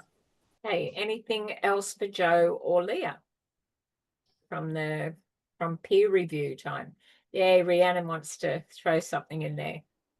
I forget what Leah said now. It was in the first section, but I remember she said something and I thought to myself, oh my gosh, I wouldn't know how to respond to that. And I saw you pause for a second, Joe, but you responded so well. Like you could tell that it wasn't kind of like on the track or in whatever you had prepared or whatever, but your actual response to it was so like just smooth and felt like you reacted so well. Like I thought so too. She pivoted every time and held back, kept bias and judgment back, but kept policies and procedures in place, and that was comforting. Yeah, she pivoted very well. Yeah, and yeah, kept like changing, like definitely knew how to go down a new path when it was brought in front of you instead of kind of trying to make it go back to whatever you had prepared or anything like that. I thought that was really good. I do have a quick question. Yeah. Do we fill out the forms as we do the like the interview? No, you can make it look like you are. You couldn't. Just like scribble, scribble, scribble, scribble. That's all good. But you get to do all of that afterwards, because there's two things going on. One is your knowledge evidence, and that's your documents you give us. And the other is the skill. So when you're doing a role play, that's the last thing that you need to be able to think of. In reality, you would have a client with you for 45 minutes, and then you would have 15 minutes to tidy up your notes that you'd sort of prompted, and I'll circle back to that as well. So that's all good. And in this one, we have recorded it, but there's often times where we will record our session, or it's being recorded. So some offices do that. Like I can record in Queensland and not tell my client. By law, I don't have to. It's the law restricts me to share that recording if it is just simply for the purpose of capturing all the information. But I would make my notes, and your template that you're working with is just there enough to prompt you, and then you expand on that after you finish with them, Rhiannon. So for the purpose of this, absolutely not. But this is being recorded, so Jo can play it back and get her notes, and Zoe can play it back and get her notes as well.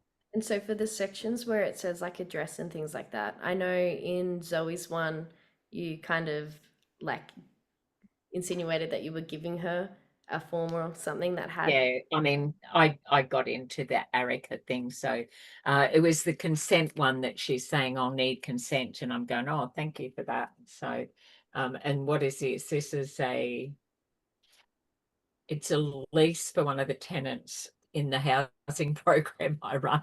So I'm just like improvising on the spot. So I'm like, oh yeah, okay, that's here. And she was pretty organized. She had a Medicare card and a go bag and all that So do kind we of stuff. just write like on the form where it says address and phone number, if that Yeah, happens in ours, do we just say like yeah, I mean, on? you will improvise. So you're going to come up with Erica Smith, and you're going to come up with Jones Street, and you're going to say the phone number is 555, and and she's you flying blind. You haven't got an age, you haven't got anything. Make it up. What would you put in? What you can't do, and it's a really good question, Rhiannon, is leave anything blank. Right. Even if it is made up, you just cannot leave anything blank. So it might be that it's the first time she's been in, so you can't say, I'll refer to file or anything. You've got to put something in. We didn't cover that today, but I'll do that as a follow-up. Who does what? The client does, this is what we do. So there's, depending on where the client's up to, is have they even got capacity to do things for themselves, or is this all you going to be all you? So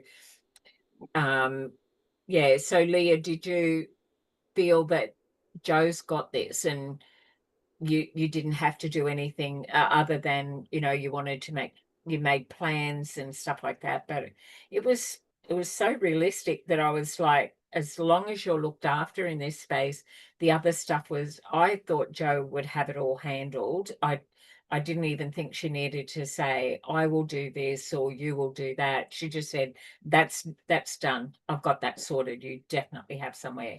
That reassurance. I didn't think that she was giving you anything to do and then her shared that workload. I thought Joe had it covered, but am I right in saying that, Leah? Did you feel that Joe had it all sorted? I think the reassurance of that, yes, it was taken care of, and that she was giving me that confirmation she will be onto it as such. But I think touching emotionally a bit more on the kids, could have elaborated a bit more on, that extension to childcare services. They will not engage, but the school we can liaise on and facilitate, just to curve that fear for the children, that extension as a mum.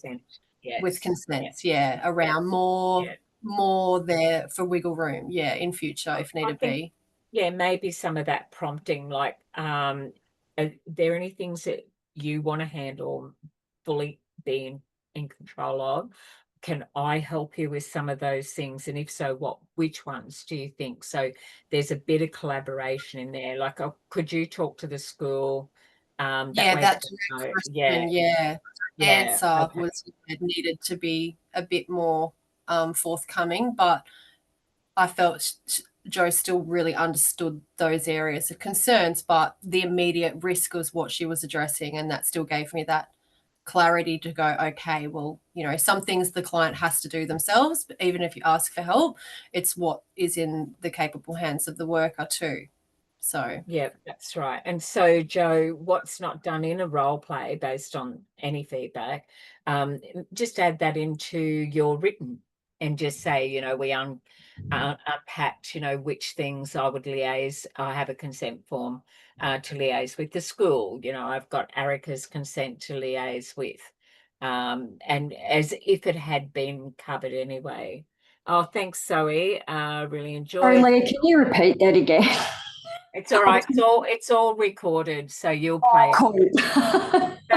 So Zoe's just saying good night to everyone because it is 10 past and I'm mindful of that as well. So thanks, Zoe, and thanks everyone for that feedback. Look, Hakan, quick question. Yeah, no, just like I said, looking at all the written material, right? I know you said that don't read the script, don't read the script, but a lot of the things here, like the first, look, this is not criticizing. It's just that I had a completely different picture of this whole thing. Especially, I understand, and that's what tonight's all about. It's about letting you know what it is and pivoting and going, okay, I was coming at it another way. Now I've seen 2 role plays, 2 different learners come in and do theirs, 2 different Aricas. I'm going to watch the recording. I'm going to review how I'm going to approach it when I'm ready to do my own. Neither Joe nor Zoe had documents out there in front. And like Rhiannon just said, am I meant to be filling in forms while we're talking and stuff? No, you won't be able to get both of those going, but you do have forms that you must fill in. So you got to get some information out of there. And we've already said which bits we can make up hypothetically. That's what I mean by going by. Look, I mean, I've set it up in a way where I can explain to her, what are her rights and how we do things, then give her an explanation of the services that we provide, and obviously she'll be picking services like emergency support for domestic violence situations like that. Yeah, Well, yes. And we can start a conversation in the middle of that, like, why do you choose this, or how do you think this will be beneficial for you, blah, blah, blah. And then move on to No, stop, time out. I hear where you're coming from. This is Arica is not going home. Yeah, but we don't know So that. you're not going to talk about which one do you think or anything like that. It's like, I've got this. So emergency crisis accommodation has no collaborative process. So what you're saying is, even though we have all these services available to her, we don't bring it up at all? Like when we did the first one, it was like, yep, Zoe said, so we've got this service, these ones. Then the questions come from Arica, like, are they how far away, or they're Arica's questions. You can't prep for that. You have to know the content and that. And so listen, Leah has offered to talk it through with you as a study buddy. I would reach out to Leah. She's just dropped that into chat for you. Yep. I would reach out and I would unpack it together. And watch the rest of the recording for tonight. Like, really watch it to understand and go, I was coming at it another way. But when you are there and someone needs crisis accommodation and they've just said they're not going home today, then 100% it is where you can get a bed. And if that's interstate, and because it's national, if you say the only place I can get you is 1,100 kilometres away, we're going to have to pop you on a bus. It's going to take overnight. It'll be wherever that service is. You've got to do the research. Zoe's was 70 kilometres away. That's an hour and a half drive. How that was all going to happen, that didn't even come up. That wasn't it. She just needed somewhere and knew that Zoe had it sorted. Leah, you weren't quite ready, or you were, but you went round and round. Watch the recording back and then just go through on what are your steps. But please take Leah's offer to unpack it together in a study session. Yeah, I'll give her a call. Yeah, that sounds amazing. So any other questions before I jump in and complete the recording? So I started recording at the beginning before you guys jumped in. We have this recording, and this is for everybody, you guys, and for anyone that didn't come to class and still have to do this unit. And then I'm going to wrap it up with the end of the recording, and I'm listening to what you're saying, Hakan and others, and I will add that into the remainder of my recording, and that will get sent out to you. But what else is in there or not covered tonight that I can put into the recording, that will be your resource to help you. What gap might be there? Who's feeling a little readier to go in and do this? Yeah, Katie. Yep, Owen. Naya. Yep. Okay, Muna, are you feeling ready to go into role plays next week? No, maybe That's the okay. week after. Yeah.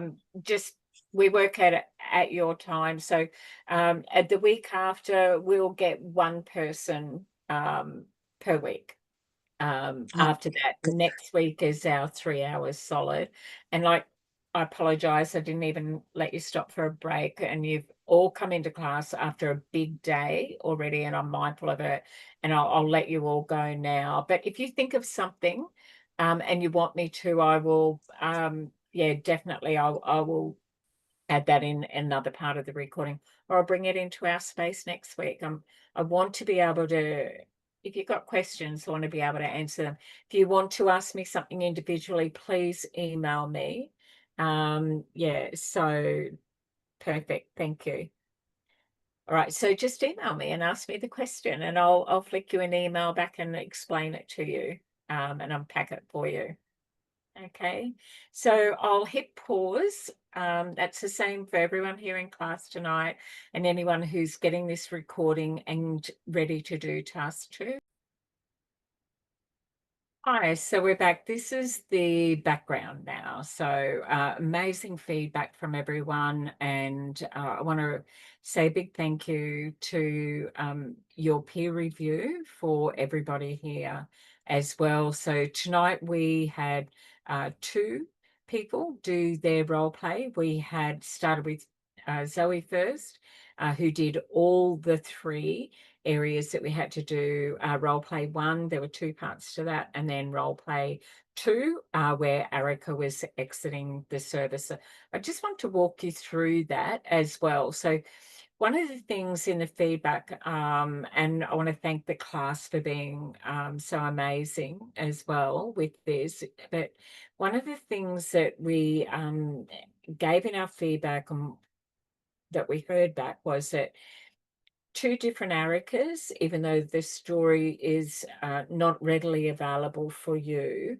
I took on an Arica at a different decision-making stage, and when I played that for Zoe, and then of course Leah played that for Joe, and Leah was in a different decision-making stage. So your client, we don't know where they're up to. Just keep in mind, we are not case managing this client. We are responding to their needs. It is intake, it is assessment, and is if they say, I'm not going home today, I need somewhere to stay, that is the only thing. We've already given you those places of where you're going to refer them to. It says who you work for.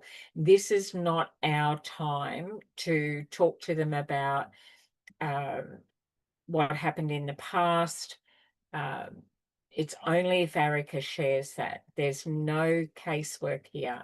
It isn't a collaborative space, it's a consent space because of the urgency around this. So we would respond differently if their needs were different. So you could tell the needs difference with Zoe's and mine, where I play Erica, and the needs different with Joe and with Leah. So it depends on where the Erica is coming from, and you have to be ready to respond. Your role will be very clear in this. Let me give you the overview and instructions. So it says there's 2 role plays in the task. In this one, in role play number 1.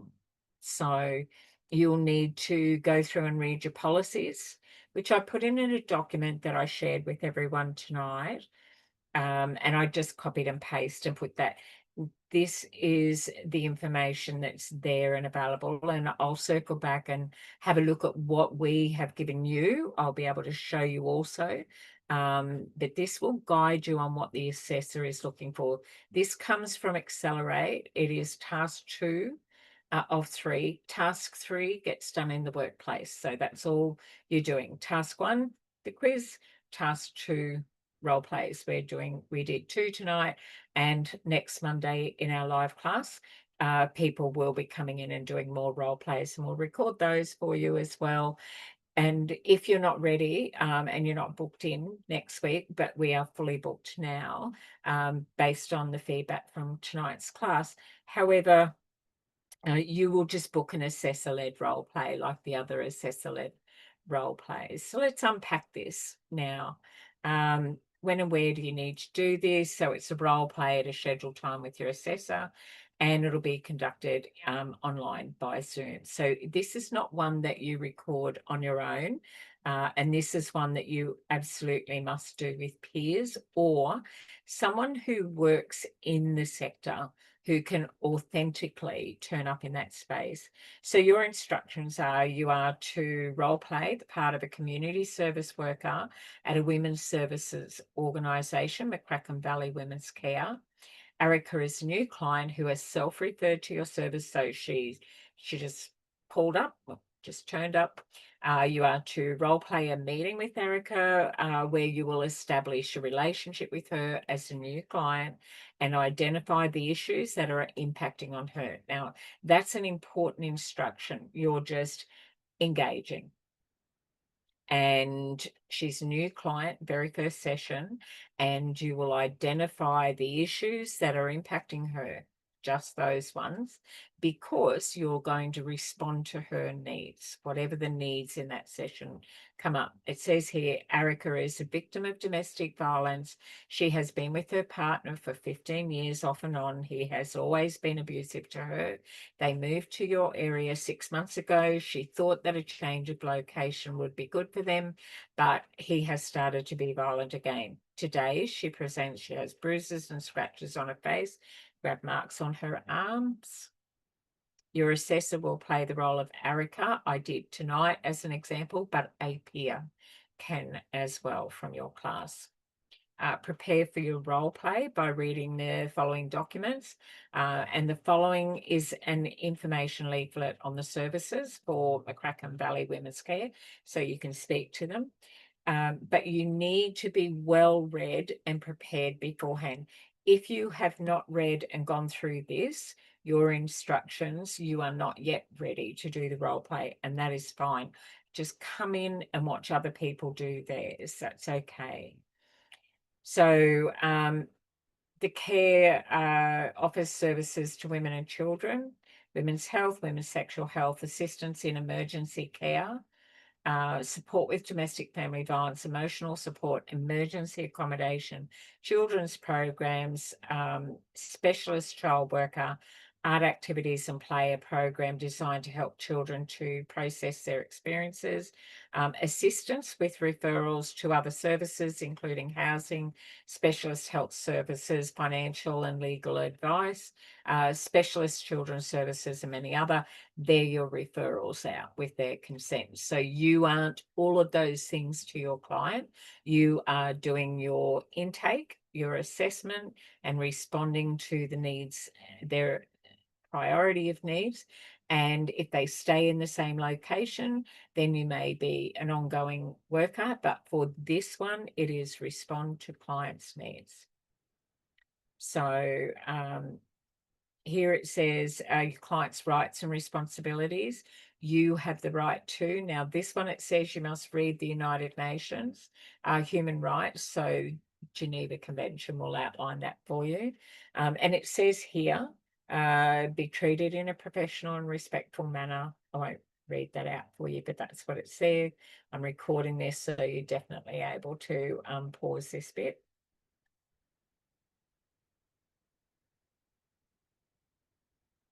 And at the end of the program, at the end of the role play, you're going to be doing exiting the services, and you will talk to Erica about that. I'll help you for these. There's some other people. I'll get referrals in place, that good wraparound support. We manage this holistically, and I'll walk beside you through the process till you're ready and feel confident that you've got the right supports at the right time and you know how to access them yourself. And then your responsibilities when you're talking to Erica is to be respectful of others and clients and staff, and do not attend the services under the influence of alcohol and drugs. Participate in programs to the best of your ability to maximise your outcomes.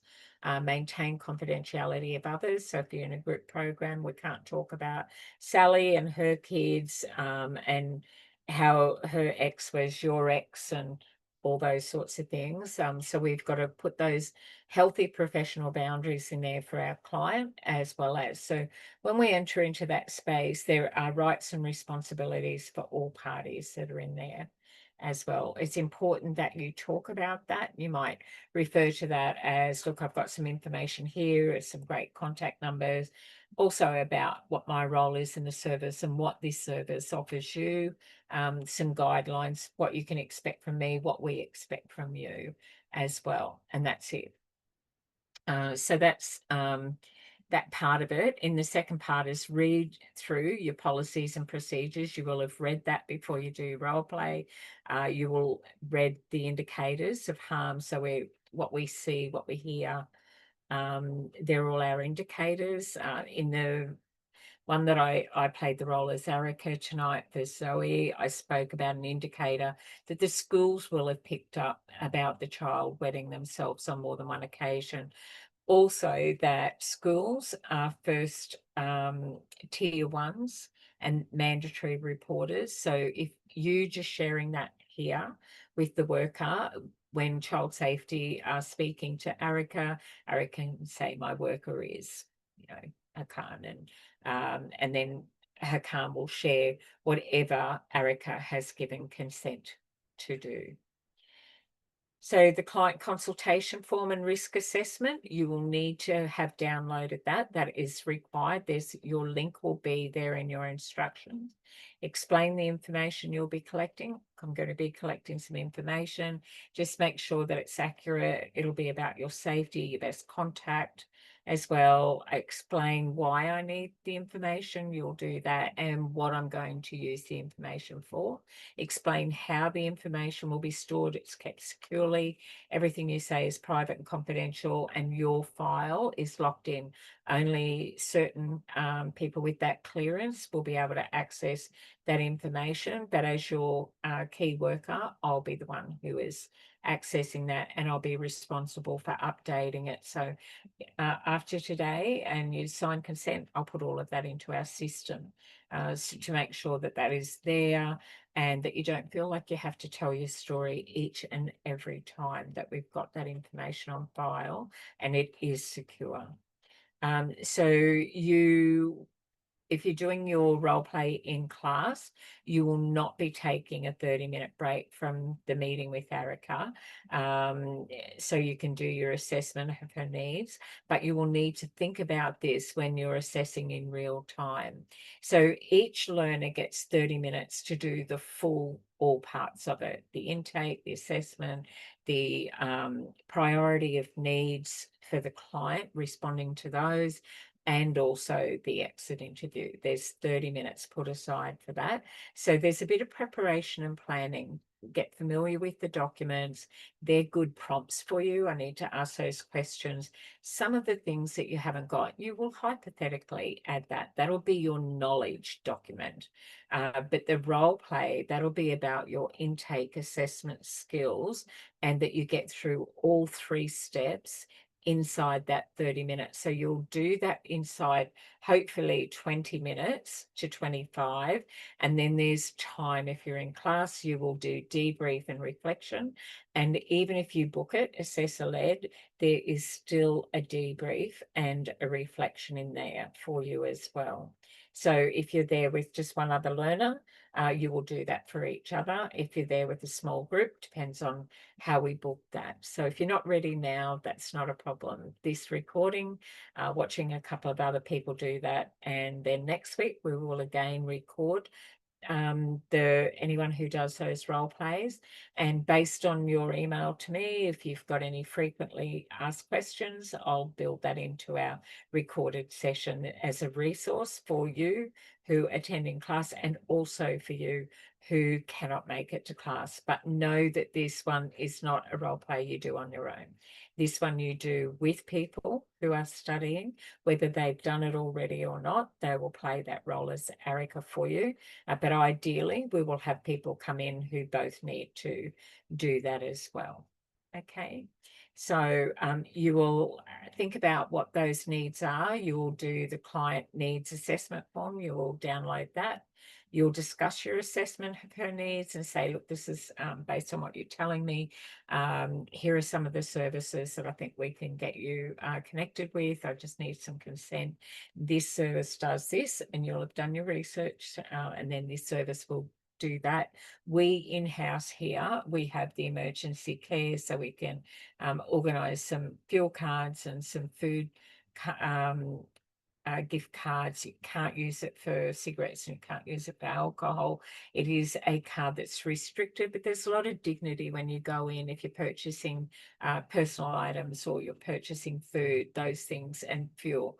Those things will just go through it in this particular card as well. So just, you know, there's a lot of dignity in that space for you as well to be able to go and make those decisions if you're comfortable. Otherwise, we've got some emergency supplies. You can do that, or we can put a worker with you and they can go with you to do some of those things.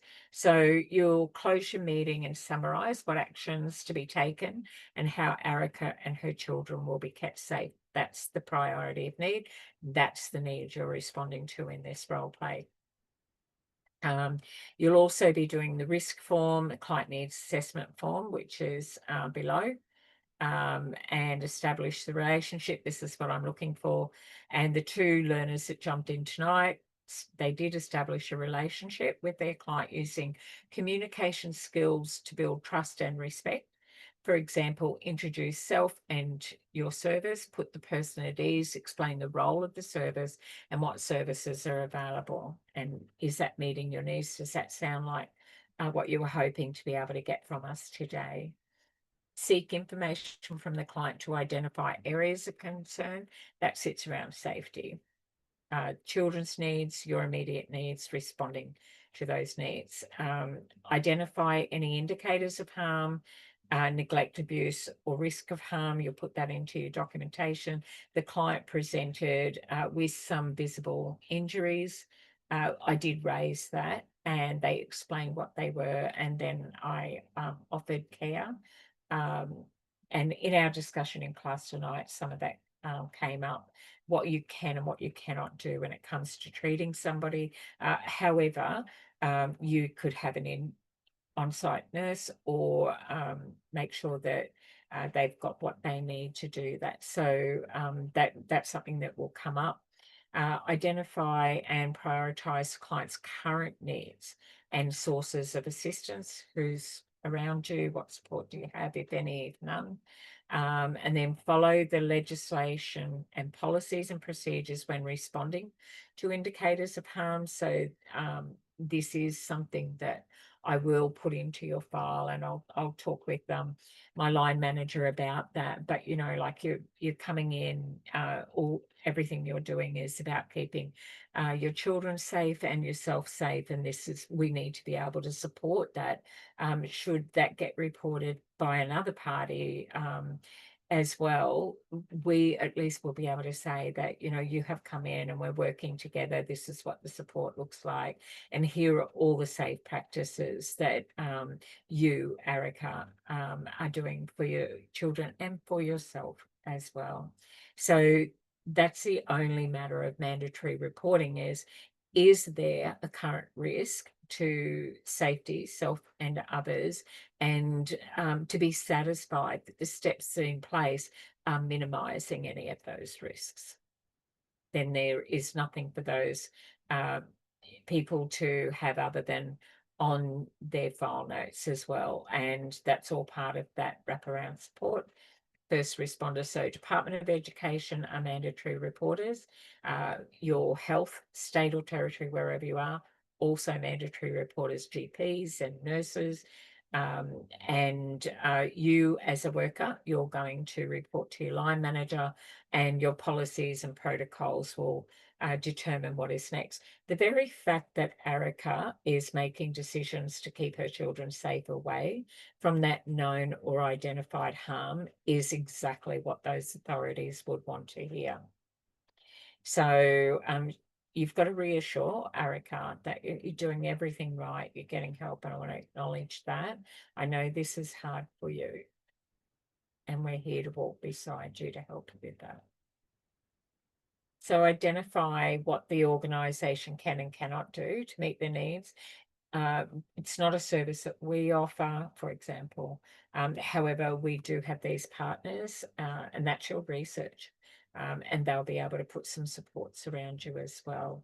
I'll make sure that I'll get consent from you, and I'll talk to you about this every step of the way. You'll be informed. Identify the need for those additional supports, identify service providers, that's your research, find your local ones, motivate and encourage the client to access services that meet their needs. Of course, they do not have to. All we're doing is recommending that they do, like they're amazing, a good support service. But if it doesn't gel for you, if it doesn't feel okay, then we'll talk and we'll find the right service provider for you. Always let the client know that there is no imbalance of power. Any of these suggestions are for them to make. They're not going to make those decisions, and they did not come in for counselling. They came in for emergency accommodation. And they are victim survivors of domestic family violence, and they have mistrust around the system. They've been in this for 15 years. So trust is the most important thing to establish here. If we ask someone to tell their story, their trauma, we are re-injuring them. If we start talking about that too in depth in casework collaboration, only work with what the client tells you, and they don't have to tell you a single thing. They can just come in and say, look, I need emergency accommodation. Yes, it is around domestic family violence. And no, I don't want to talk about it today. That can happen, and it does happen. So they don't know you. They don't know what they can tell you, and they may not be ready to tell you anything other than responding to my needs, please, which is I need accommodation, and some of the other things as well, whether you'll find out about them having children in your intake and assessment. There anybody else around you, any other supports? And you saw both Zoe and Joe do that tonight. Okay, so there's a spot there. If required, add notes or written responses to accompany your submission. So with your role play, you may add some extra in there as well. That's fine. And if there's a spot here also that says click to browse, on the bottom, you're able to upload the evidence that I give you if you're going to be doing your role play in class. But even if you book it with an assessor, that you will get your evidence that you completed all of those steps. Then we move into the second part of it, 2 and 3. So following your meeting with that Erica, answer the following questions. So if this had been a real situation, who would you have consulted to obtain information about Erica's case history and needs? Would this be an advantage to you? Why and why not? So you could say, I've got all my information from Erica, or Erica gave me consent to get some information from another service provider that she used to have, that she would give consent to release, obtain and hold. So we know she's been in the relationship for 15 years, but she's relocated. She's only been in the area 6 months. What was your duty of care to Erica and her family throughout the whole process? What are 3 human rights that apply to Erica's situation? And you'll get that from doing your reading. If Erica was to decide not to accept services and to go back to her husband with her children, what responsibility would you have? And then make sure that you answer that. And when you're in your role play, it's got save answer. And then you will complete that. So now we're up to the final part. So it's Erica was housed firstly in emergency accommodation, then in temporary accommodation. Permanent rental accommodation has now been allocated. So she's settled. So this is you doing your follow-up, your exit, and she's at the stage where she can leave the service. You are to conduct an exit meeting. This is your other role play. And we did all of those combined for Zoe tonight in this recording, and all of those combined for Joe. Similar stories, same client, different workers, different approaches. That's most important as well, to know that you're not duplicating the others. You're considering what kind of a worker am I going to be, and how am I going to respond to the client's needs in doing this, and following that instructions. So her children have been found to have some developmental needs, some delays. These are being delivered through their school and the children. So these are the things that Erica will talk to you about, how everything's going and what the new school or the school now has been able to pick up. So Erica's found part-time work in a motel close to a new accommodation. It's not relevant where they pick up that part-time work, or if they decide, like, I let our Erica go to uni and she got the student supplement, so that kind of increased that, and she'd had some extra things covered and paid for by accessing local supports, because where she went to stay in accommodation, they have their own program and their own referrals. So they have different ideas. Once you move somebody out of your service day to day, but the exit could be remotely, like it was for Zoe, where you'd been in touch but not in the same town, 70 kilometres away, and that's not inside Zoe's scope of her role to go 70 kilometres each way. But in some services you do that, and that could be within your service and district. But if it's not, then you're referring on to another service provider. But Zoe is still the lead worker, and until you've done the exit, and if the client is still engaged, then Zoe can text, you can have phone calls with consent. She can share information that Zoe is saying, yes, I'm happy for you to talk to Zoe about that. So Erica is giving her consent. So Centrelink allowances for her to be financially independent. They're the things that we would do with Erica. And here it says your assessor will play Erica, but it will be a peer. Your assessor will be present. Prepare for your role play by reading the following documents. So you'll need to go through transitioning or exiting a client from the service policy. So transitioning could mean that you reduce the occasion of services that you offer, and because a lot of those presenting needs have all been met. So instead of seeing Erica once a week or twice a week, you could move that to fortnightly, or you could move it to monthly, and you could do that for 6 months, and then you might do your exit. So it really just depends on where you and Erica are up to. We had 3 months, and depends if Erica says, look, I'm good, but I'm not ready to, or I'm not ready to let go of that. You will step in within the scope of your role, or just say, look, where you are, there's some great services. Let me just do a little bit more digging, and I'll bring that to you in our next session together, or I can give you a call. Let me find out, first of all, if they are taking on new clients. All those sorts of things have to be worked out. So don't overpromise, don't underdeliver, and only meet and respond to the client's needs, not plans or options around that. It's always go back to the client. Where are they up to? What would be the most helpful work that you could do together?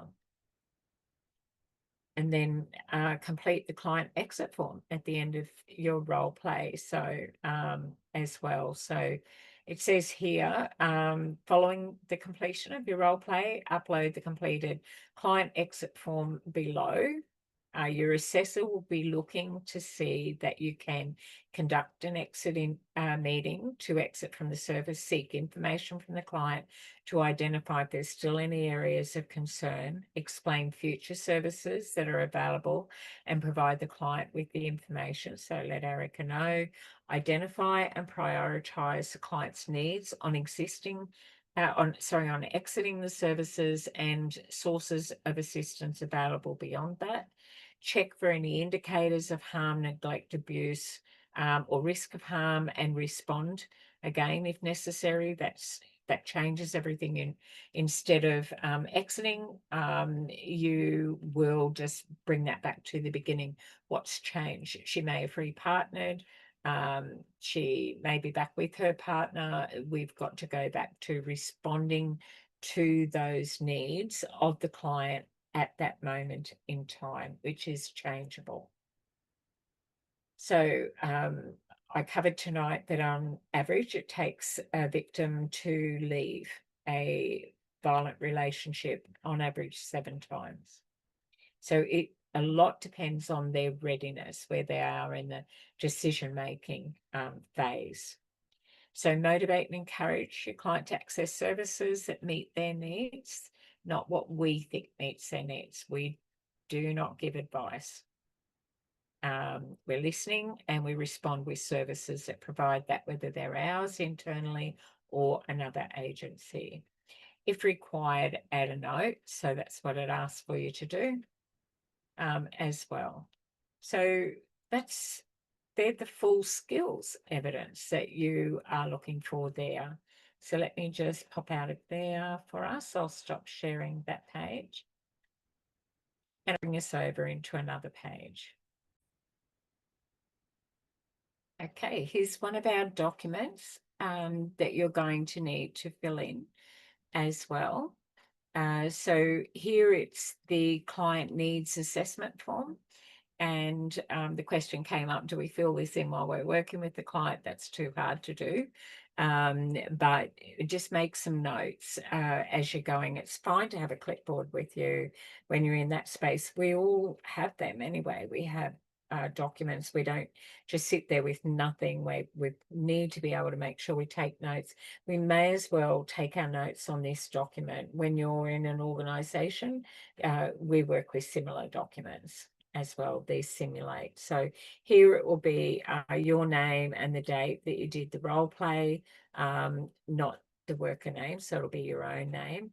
And it says here, use the following form to record recommendations that you as a staff member are considering. And once you've completed your recommendations, consult with the client for discussion and decision-making processes. So you will have already done your research around what services are there for you as well. In our live class, we don't have the luxury of time to be able to have that break and then come back in again. However, if you book that, we might be able to do that so you can work it out. But tonight we started our class with what that would be like, and we brainstormed that together. I jumped out and the whole of class shared that. That would be the discussion that you would be having if you're in classes in real time. So staff members' assessment of the client's indicators of harm and assessment of safety, that'll be low, moderate or high, and you'll give your reasons based upon the indicators of harm. There appeared to be injuries on the face, the arm, a grab mark, you'll put all of that in there. Does the client want to add, delete or change anything in the assessment? So you're going to talk about, this is what I've got, this is what you paraphrase. So what we've talked about now is that we're going to do this, and while your client's talking, you've made some notes, so you're just giving them this information back. I am going to look for, or lock that in with the service. Yes, I hear you, I can give you a fuel card, and we just write that down, so we're changing it. If yes, note what those changes are. Client declined. Client stated that they weren't ready to accept accommodation, but they wanted the information. And and provided all the after hours emergency 24/7 free call contacts and where to put that safely in their wallet if that's what they needed.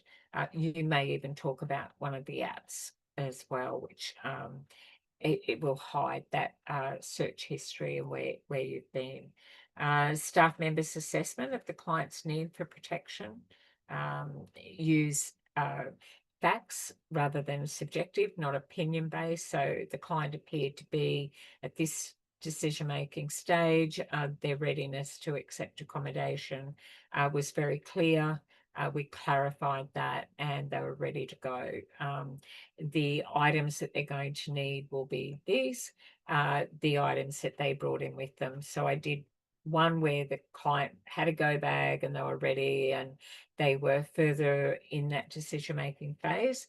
However, the next one, that wasn't where Erica presented. So this is about responding to how whoever plays Erica for you, whatever it is that they offer, you have to be ready for that. So just know that your process is the same no matter what stage Erica is up to for you in yours. Does the client need to add, delete, or change anything that you might have thought of? What safety plan is proposed? This is what it looks like, and you're going to document that. We will, Erica will, that's the plan, and you'll say by when.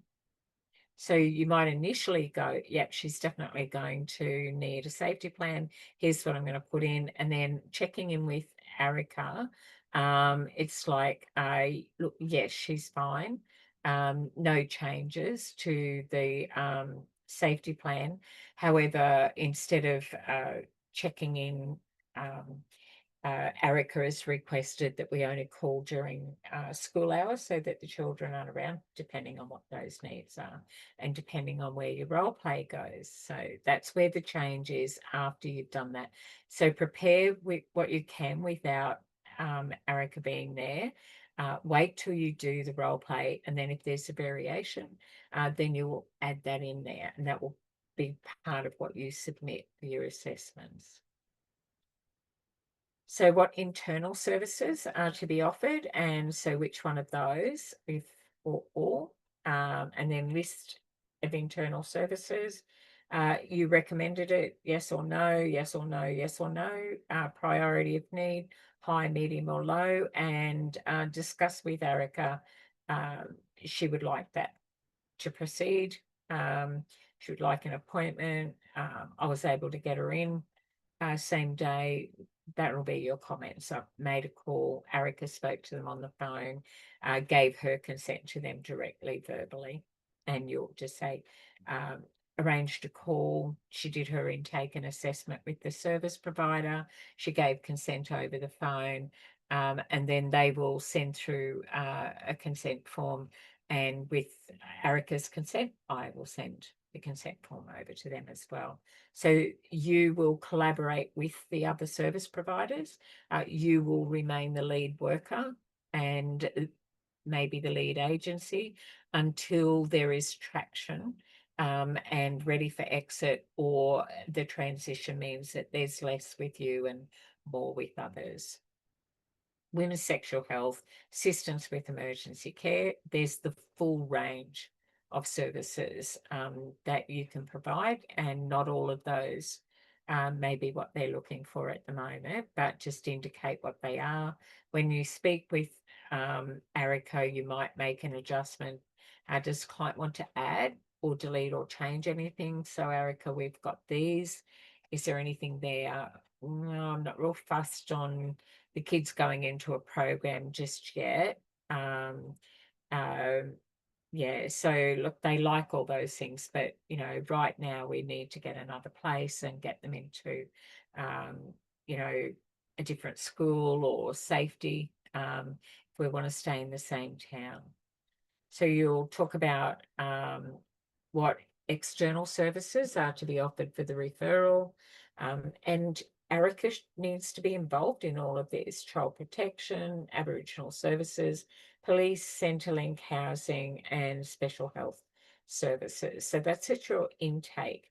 It doesn't mean that you will act on that because you don't yet know what's happening, but it might be that, yes, so you may indicate that the school, you might cross out police at this stage and put in vulnerable persons unit, who do a lot of liaison work, but they are still a branch in the police service. So what's in your state or territory to be able to do that? Financial assistance, what they need now, and you will get Erica's consent. So could I just get you to sign off on these? Is that what it is? Look, it's your plan, and we can change that. If anything at all changes, we'll talk about that, and we'll make sure that we're meeting your needs in the timelines that are working for you. And does that sound okay? And we get confirmation from Erica, and we ask her to provide her signature and that day's date, which means that it's current. Now, I like to put in a sunset clause that we will review this document and we will do that weekly. Is there any changes here? We've done this, so then that forms part of our progressive file notes. So we exit only when we are doing that work, but this role play, this is intake and assessment, indicators of needs, priority of need for the client, and responding to those needs. So that's that document there.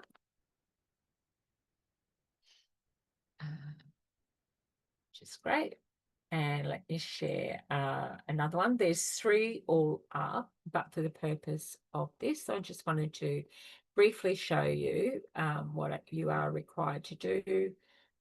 There's the client consultation form and risk assessment, and there's the client exit form as well. So you will fill that in. Let me just show you what the exit form looks like. That's where you will get your prompt questions from as well. So, sorry, let me just make that a little bit easier to read for you. Get this moved. Sorry.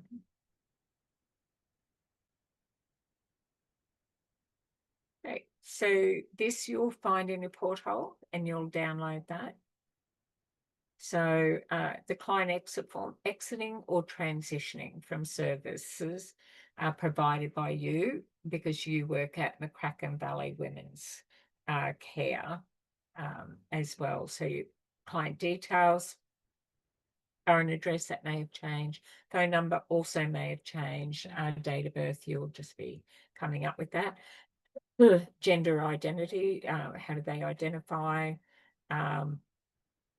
Which internal services did the client access while you were together that you assisted, and which external services did the client access, and you'll put all of those in there. Oh, sorry. So work your way through the form, and again, obtain consent to share information for referral to external agencies or services if that's part of the exit or the transition agreement that you're doing. Okay, so Erica needs to give you consent for all of those documents as well. Okay, so I just want to take you over now to what the assessor is going to mark you on. Okay, I just wanted to take you into the porthole and show you, I can't do much more. Where we were before was in the preview area, but this is actually into the area where I can't make any alterations. You can see my cursor's just a circle with the line through it, which is can't change anything. But I wanted to view this show you as well. This is what you can see in your porthole. And then, of course, whoever plays Erica for you. So it says that the assessor will play Erica. Tonight I did, but it can be done by peers. as well, as long as there's someone who can authentically bring that client in, which is why an assessor needs to be there if you need an assessor to play ARICA. But there's a lot of value in getting your peers to play the role of ARICA, and then you reciprocate that, you swap places as well. So watch the recording and you can see that one is assessor, myself, and then the other is a learner from class who play peers, and both are equally effective depending on what you need. But we will help you if you need that for sure. So we went through role play 1, overview, and you are to play the role. So this one here, it just gives you the information that I read out in the preview. All of that remains the same. So this is what you can see in your portal.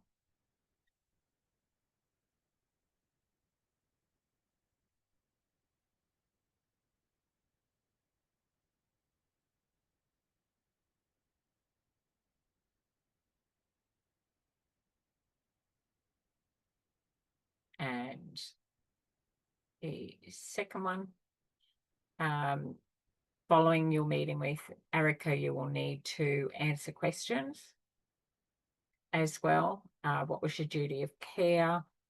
You're going to do all of that. Now, I covered those in our debrief and we got that, but you'll need to answer these in writing as well. You need to provide some information. And it might be that here's some examples. So it might be ARICA's health practitioner, the school, Salvation Army, Aboriginal liaison officer from previous home location. But it didn't say that ARICA was First Nation, but it said that she came from that community. And that information is there for you. So I want you to go back over and really prepare for this. If that information isn't readily available to you, I gave it to you in the recording. So I've clarified that for you. I've given you a breakdown on how she presents. She didn't say that she was First Nation. I didn't say it when I played ARICA, but it said that that was the location that she was. I clarified that I wasn't First Nation, but my partner was. So just because we see that in there, we need to, and take an assessment. Just a couple of questions here for you. Do you identify as First Nation yourself? And even we may cover gender. Some we might get our client to fill in, just say, look, how did you go with that form we gave you at reception before you came in? Okay, let's have a look at that one together. And, you know, hypothetically, you can say, oh, noticed here that that your partner was First Nation and your children you identify as well. Okay, that's great. Now, would you like a representative here from First Nation? Are you comfortable speaking with me? Just get a good understanding around how will you respond and meet ARICA's needs. If you have the skills and you feel confident, then you can go forward, but you can check with ARICA. In the one that I did, she clearly stated that she was not. So with the questions that are there, you've got an overview around that as well. I will be there with you, regardless of whether you do these in class or whether you are booking in your role play. When you do this is when you're ready. When we book that in is when you tell us that you're ready, because we have rolling starts and not everybody is ready for this at the same time. So people who are doing this unit, the CHCCCS016, will be doing this with an assessor present. Whether the assessor plays ARICA for you, or if they're just there observing, they're going to make sure that they do that debrief and unpack all of that for you. there may be occasions where someone has been through that and been assessed where we can make a variation. If you email me and let me know, I'll be happy to say, yep, that's fine. The two of you go ahead and do that because I've already been able to assess your work previously. I can go in, depends on where you're up to in your studies. We don't want you to be waiting around for the next available gap for an assessor. We do encourage people to do this as we are covering the unit. There are 3 assessment tasks, 2 while you are studying, task 1 and task 2, and the third one you will do on your work placement as well. So you'll go through exactly the same process: intake, assessment, risk, and what are the identifiers, what are the external service providers, how you will respond to their needs, and you will have documents to do also in your work placement to fill in, which will be very similar to this. So it's quite in depth. It's more than what we think. Not a lot provided for you in the information about the client, and that's based on we don't have that information when a client comes in to see us. All you get given is pretty much what you may be given until you do your intake and your assessment. So we saw some great role plays tonight. I want to say thank you to those learners. And then, of course, next week in week 3 of this unit, it will be our final week that we deliver that.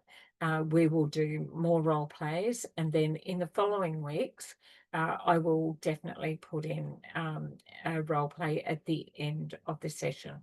But we'll be starting a brand new unit and we need to be talking about that. That's what our live classes are.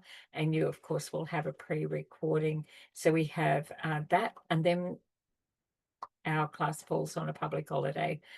We've got another one popping up as well. So we just work around those. You will still get your full allocated times, but just remember there is a Monday that we're not delivering that. So try and make that your theory, your key learnings around your knowledge questions.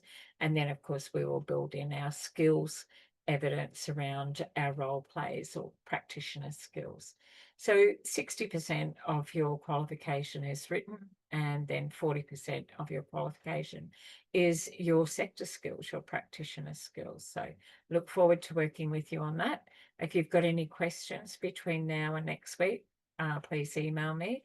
The difference is that it is, instead of LSO, it is Vicky, VIKI, all lowercase, at haiderinstitute.edu.au. And I'd be happy to help you, and more than happy to put that in recording for our frequently asked questions. So if you can't ever make it to classes, please know that we would be happy to build that in for you so that you can get that. And I can also adjust how I deliver the class that we're recording if we decide to record that next week. But next week is for people who are doing their role plays. And this is your recording and the pre-recording. So it's unlikely that we'll be recording the live classes and sending that out to everyone that's enrolled in the Diploma of Youth Work. Next week will be specific for those who attend class and get evidence for their role plays. And I'll provide that recording. Okay, so thank you, everybody, and we'll see you soon.